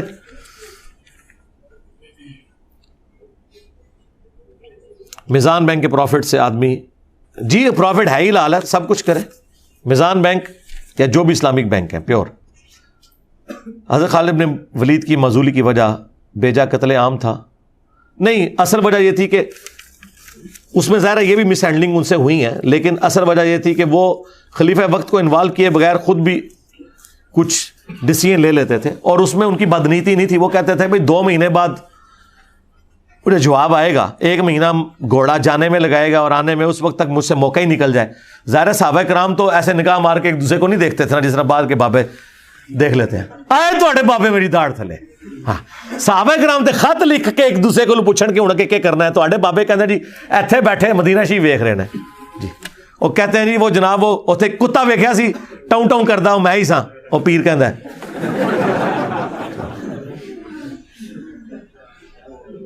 تو وجہ یہ تھی پیچھے، اس وقت واٹس ایپ کی چیزیں نہیں تھی. آج والا معاملہ ہوتا تو خالد بن ولید 1 انچ بھی خود ڈیسیژن نہ کرتے. اکثر لوگ یہ کہتے ہیں کہ دین ایک پرائیویٹ مسئلہ ہے جو کہ انسان اور اللہ کے درمیان ہے. وہ جو حکومتی لیول کے پوائنٹ آف ویو سے یہ بات کرتے ہیں تو یہ غلط ہے بات. باقی یہ جو انڈیویجول لیول پہ میں سمجھتا ہوں کہ یہ لوگ پھر بھی بہت بڑی خیر ہیں. سیکولر لوگ کم از کم آپ کو رفع دین کرنے پہ مارتے تو نہیں ہے نا. ڈینجرس تو وہ فرقہ باز مولوی ہیں جو کہتے ہیں کہ جی آپ کا بھی جو ذاتی مسئلہ ہے نا اس کو بھی میں نے مسئلہ بنا کے آپ کو رفع دین کرنے پہ مارنا ہے. تو ان سے تو یہ لوگ بہتر ہیں. باقی اسلام یہ ٹوٹل دین کو لے کے چلتا ہے. دین پالیٹکس بھی ہے, دین معاشرتی معاملات بھی ہیں, اور اخلاقیات بھی ہیں, اور دینی رسومات بھی ہیں. جدا ہو دین سیاست سے تو رہ جاتی ہے چنگیزی. سورہ نور کی آیت نمبر 35 کے بارے میں سمجھا دیں. جی, سورہ نور آیت نمبر 35, آیت نور لکھیں, تقریباً 25 منٹ کی ویڈیو کھل جائے گی, پوری تفصیل سے سمجھایا ہے. قرآن کی مختلف صورتوں کے فضائل بیان کیے جاتے ہیں جن کے پڑھنے سے گھر میں فاقہ نہیں ہوتا. وہ روایت ہے, سورہ واقعہ کے بارے میں کمزور ہے. باقی اللہ تعالیٰ سے دعا کریں. آپ فرض نماز کے بعد, ابن ماجہ میں حدیث ہے, نبی علیہ السلام دعا مانگتے تھے, اللہم انی اسألک علما نافعا ورزقا طیبا وعملا متقبلا. اور 2 سجدوں کے درمیان اللہم اغفر لی وارحمنی واہدنی وارزقنی, یہ دعائیں مانگیں تو انشاءاللہ رزق میں فراوانی ہوگی. اور سب سے بڑی بخاری مسلم میں حدیث ہے, جو چاہتا ہے اس کا رزق فراخ کر دیا جائے اور اس کی عمر دراز ہو تو اپنے رشتہ داروں سے اس نے سلوک کرے. کیا نماز اردو میں پڑھنا جائز ہے؟ اردو میں اگر نماز کے اندر پڑھ رہے ہیں تو پھر تو جائز نہیں ہے. نماز کے باہر ضرور پڑھیں اور اردو ترجمہ یاد کریں. آپ نے عربی میں پڑھنی ہے. نماز اور قبلہ یہ مسلمانوں کے یونٹی کی علامت ہے. یہ آپ اس کو آپ چینج نہیں کر سکتے. مردوں کے ہاتھ پر مہندی سے ڈیزائن کروانا یہ حرام ہے جی, ظاہر ہے, عورتوں کی مشابہت ہے. کیا ہم قرآن کی کوئی ایک آیت یا نبی صلی اللہ علیہ وسلم کی ایک حدیث اٹھا کر سائڈ پر رکھ سکتے ہیں؟ وہ یہ تو سوال جنرل ہے. یہ جس کا سوال ہے وہ کیا پوچھ رہا ہے, کیا پوچھ رہا ہے؟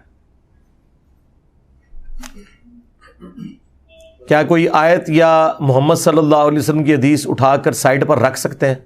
میرا سوال یہ ہے کہ کوئی ایک آیت یا کوئی ایک جنرل نہیں, کس آیت کی بات کر رہے ہیں؟ کسی بھی, یعنی کہ ایک آیت جو جس میں ہمیں نصیحت کی گئی ہو. نہیں, صاحب پہ عمل کرنا ہے بس.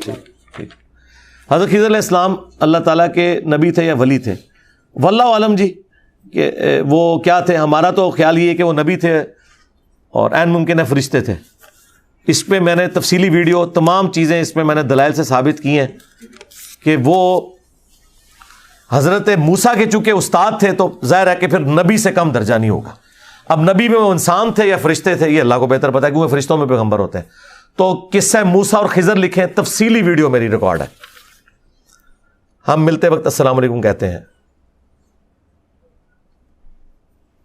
جب آگے کا لکھا الگ ہوتے ہیں تو کیا کہنا چاہیے؟ جی السلام علیکم ہی کہیں. خدا حافظ آپ ٹریڈیشنل ساتھ کہنا چاہتے ہیں وہ بھی جائز ہے, کوئی مسئلہ نہیں. مردے کو دفنانے کا صحیح طریقہ کیا ہے؟ جی قبلہ رخ دفنائیں گے, دائیں کروٹ لٹا کے قبلہ رخ بنی ہوئی ہوگی.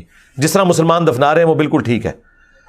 جمعے کے خطبے کے دوران کیسے بیٹھا جائے؟ جس طرح مرضی بیٹھے, صرف گوٹھ مار کے بیٹھنا, احتبا عربی میں کہتے ہیں, یعنی دونوں گھٹنے کھڑے کر کے یوں, یہ بیٹھنا منع ہے ابو داؤد کے اندر. باقی جس طرح مرضی بیٹھے. جو عذاب قبر ہوتا ہے, آخرت کے عذاب میں کوئی کمی ہوگی؟ یعنی جس کو عذاب قبر ہوگا آخرت کا عذاب تو اس سے بھی زیادہ سختی ہوگا اس کے لیے. ہاں جی, ترمذی میں حدیث ہے کہ قبر آخرت کی منزلوں میں سے پہلی ہے. جس کی یہ کامیاب ہوئی اگلی آسان ہوگی, جس کی یہ مشکل ہوگی اگلی مشکل ہوتی جائیں گی. اسی حدیث میں یاد ہے نا, حضرت عثمان جو ہے وہ رو پڑتے تھے قبر کو دیکھ کے. تو اللہ تعالیٰ ہمیں عذاب قبر سے, عذاب جہنم سے بچائے, آمین. اگر کسی وجہ سے روزہ چھوٹ جائے تو اس کا کفارہ کیسے ہوگا؟ روزہ رکھنا ہوگا, اگلے رمضان سے پہلے رکھ سکتے ہیں. مسلم میں حدیث ہے, اما عائشہ کہتی ہیں میں اگلے رمضان کے سے جسٹ پہلے جو شعبان آتی تھی نا, اس میں روزوں کی قضا دیا کرتی تھی. تو اگلے رمضان سے پہلے آپ نے وہ روزے قضا کرنے ہیں, یعنی رکھ لینے, اور باقی اور کفارہ کوئی نہیں دینا, بس اس کا قضا ہی کرنی ہے. کفارہ تو انہوں نے دینا ہوگا نا جو بیمار ہیں, ان کو صحت یابی کی امید نہیں ہے, تو وہ روزہ رکھ ہی نہیں سکتے. جو رکھ سکتا ہے وہ روزہ ہی رکھے گا. اہل تشیع باغ فدق کے ایشو میں اعتراض کرتے ہیں. حضرت بکر صدیق راوی بھی تھے, جج بھی تھے. حضرت بکر صدیق تو نہیں تھے, حضرت علی بھی بیچ میں شامل ہیں. اس پہ میری ویڈیو دیکھ لیں, یہ ایشو ریزالو ہے.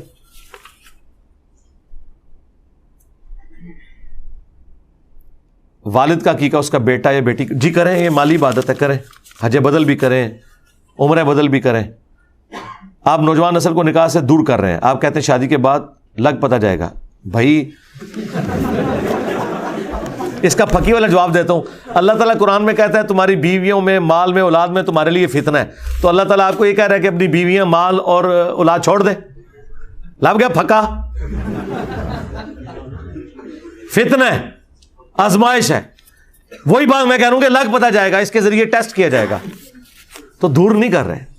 استغفر اللہ. دور تو تب کروں جب میں کہوں گے نہ کرو. میں تیار کر رہا ہوں آپ کو اس کے لیے. ہاں تیاری رکھو.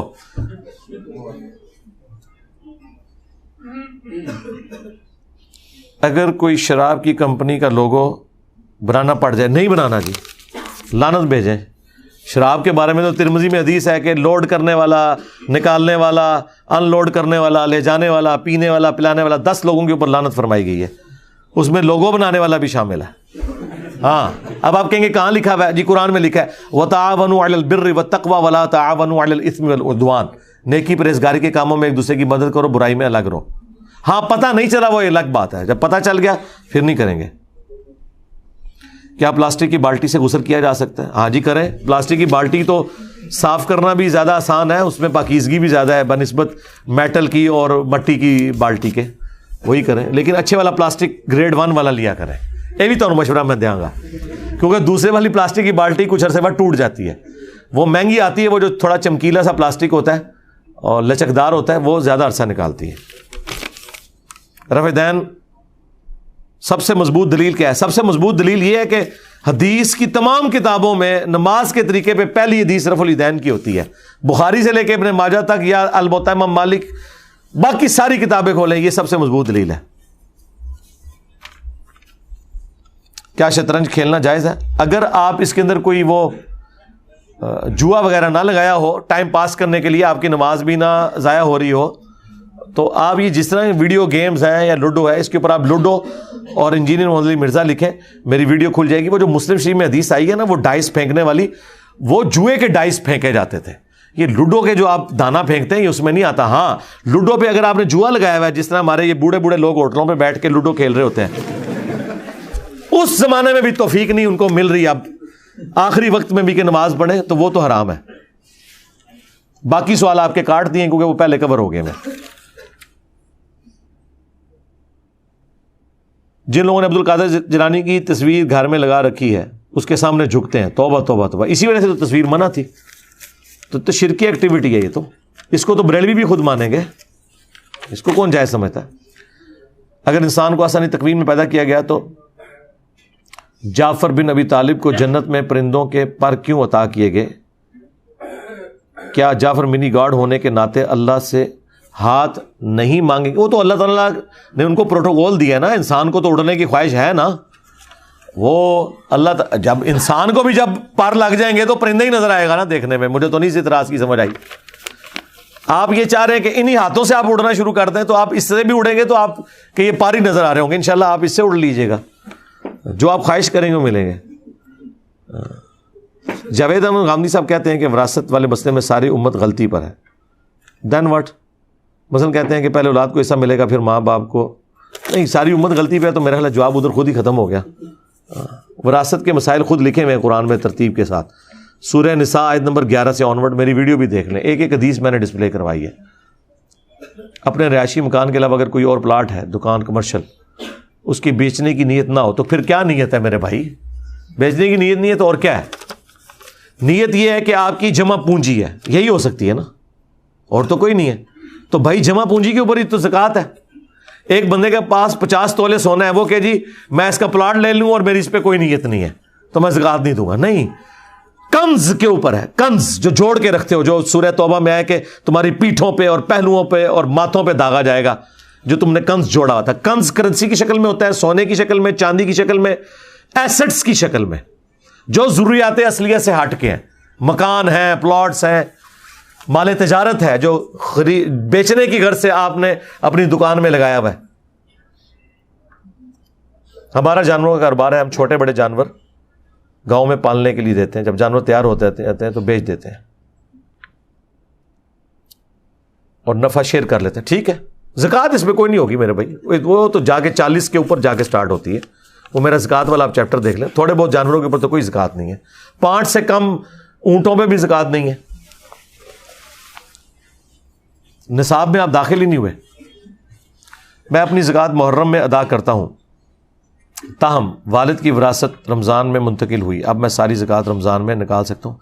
ٹھیک ہے، پھر وہ محرم سے رمضان تک جو پھر وہ ایکسٹرا جو بنے گی نا، جو پرانے والے مال کی ہے، وہ اس کو کر کے اپنے آپ کو پھر آپ شفٹ کر دیں رمضان کے اوپر. رمضان ظاہر بعد میں آتا ہے نا، تو اب اگلے محرم پہ آپ زکوٰۃ نہ دیں. اگر آپ اگلے رمضان میں دینا چاہتے ہیں تو پھر محرم سے رمضان تک جو ہے نا، وہ بھی 1.5 سال آپ کا ایڈ ہو گیا نا، تو وہ 1.5 سال بن گیا. وہ 6 مہینے کی زکوٰۃ آپ الگ سے اترے والے مال پہ نکالیں اور پھر اپنے آپ کو رمضان میں شفٹ کر لیں. اچھی بات ہے، آپ ایڈوانس بھی زکوٰۃ نکال سکتے ہیں، کوئی مسئلہ نہیں. پل صراط اور میزان سے گزرنے والے کیا میزان میں حساب و کتاب لیا جائے گا؟ پل صراط سے کامیاب ہو گیا، میزان پہ ناپ تول میں رہ گیا. اور اس طرح نہیں ہوگا، یہ تہاڈا حساب رکھنے دا، اے اللہ دے کام نے، اللہ دے بندے ہو. بس یہ دعا کرو کہ اللہ تعالیٰ پل صراط پہ بھی استقامت دے، نبی الاسلام کی شفاعت ملے، اور میزان عمل پہ بھی. ہاں جی. ایک ان دیکھے خدا پر غیب پر ایمان رکھنا پر ایمان کی حد تک کیسے پہنچا جائے؟ جی اس کے لیے آپ میری ویڈیو دیکھیں، فرام کریشن ٹو کریٹر. اور یہ جو ایتھیس سے متعلق 10 کوسچنز میرے ریکارڈ ہوئے ہیں، اور سب ٹائٹل اس پہ انگریزی لگا ہے پچھلے دنوں. اس کا ایک کلپ تھا، where did God come from. اس کے اوپر جی انگلینڈ کے ایک فزکس کے پروفیسر جس نے لکھا ہے، میری 53 ایئرز ایج ہے، اس نے کامنٹس کیے ہوئے ہیں. یہ ہدایہ وکٹری والے چینل پہ نا انہوں نے باقاعدہ ویڈیوز بیک گراؤنڈ پہ لگا کے اپلوڈ کیا. اس نے انگلش سب ٹائٹل، وہ کہتا ہے جی میں خود فزکس کا پروفیسر ہوں، اتنے عرصے سے پڑھا رہا ہوں، لیکن مجھے پہلی دفعہ کو مسلمانوں میں بندہ نظر آیا کہ جسے فزکس کی یہ ساری ٹرمز پتہ ہے، second law of thermo dynamics کیا ہے، انٹروپی کیا ہے، اور جس طریقے سے اس نے خدا کا تعارف کروایا. وہ کامنٹس نیچے دوسرے نمبر پہ نظر آ رہے ہیں. یار اپنا ارشاد بھائی، وہ آپ میرے کو کہنا ہے کہ اس کے کامنٹس کو پن کرے. ہاں ہاں، وہ اتنے لوگوں نے مجھ سے زیادہ لائکس آ چکے ہیں، میرے کامنٹس نے پن کیے ہیں، اسے کہ اس کو پن کرے. تو وہ آپ میری ویڈیو دیکھیں. ہماری مسجد کے مولوی صاحب نے بتایا کہ اعلیٰ حضرت کا ترجمہ پڑھنے کے لیے 16 علوم کی ضرورت ہے.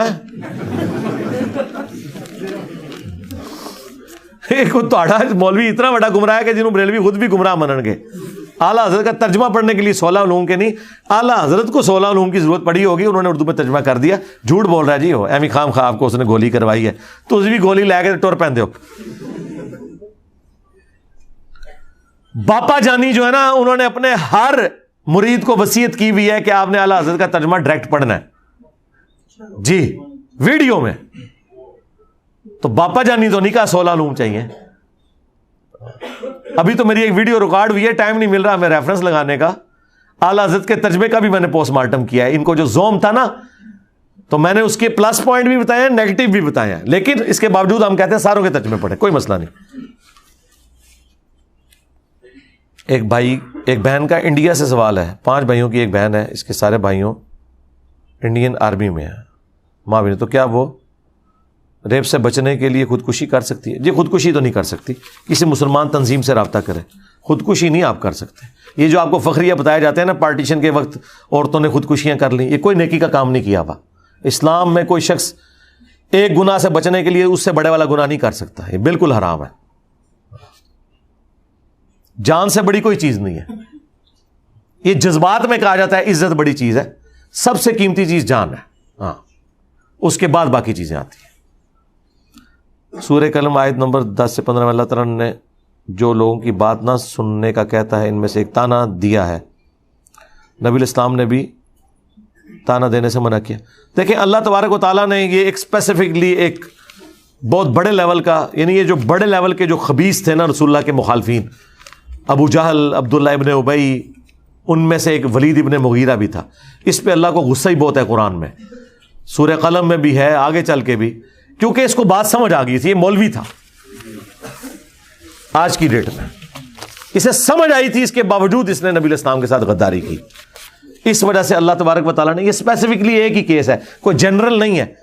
اس کے لیے آپ میرا یوٹیوب پہ کلپ دیکھیں، گستاخوں کو گالیاں دینا ثواب کا کام. وہ ہمارے خادم رضوی صاحب بھی کہتے ہیں جی گالیاں دینا اللہ دی سنت ہے، تو نبی دی بھی سنت ہے. تو وہ میں نے ان کو ریبٹل کیا تھا. اس ٹائم تو سارے مولوی بگی بلی بنے ہوئے تھے نا، اکیلا میری آواز اٹھ رہی تھی.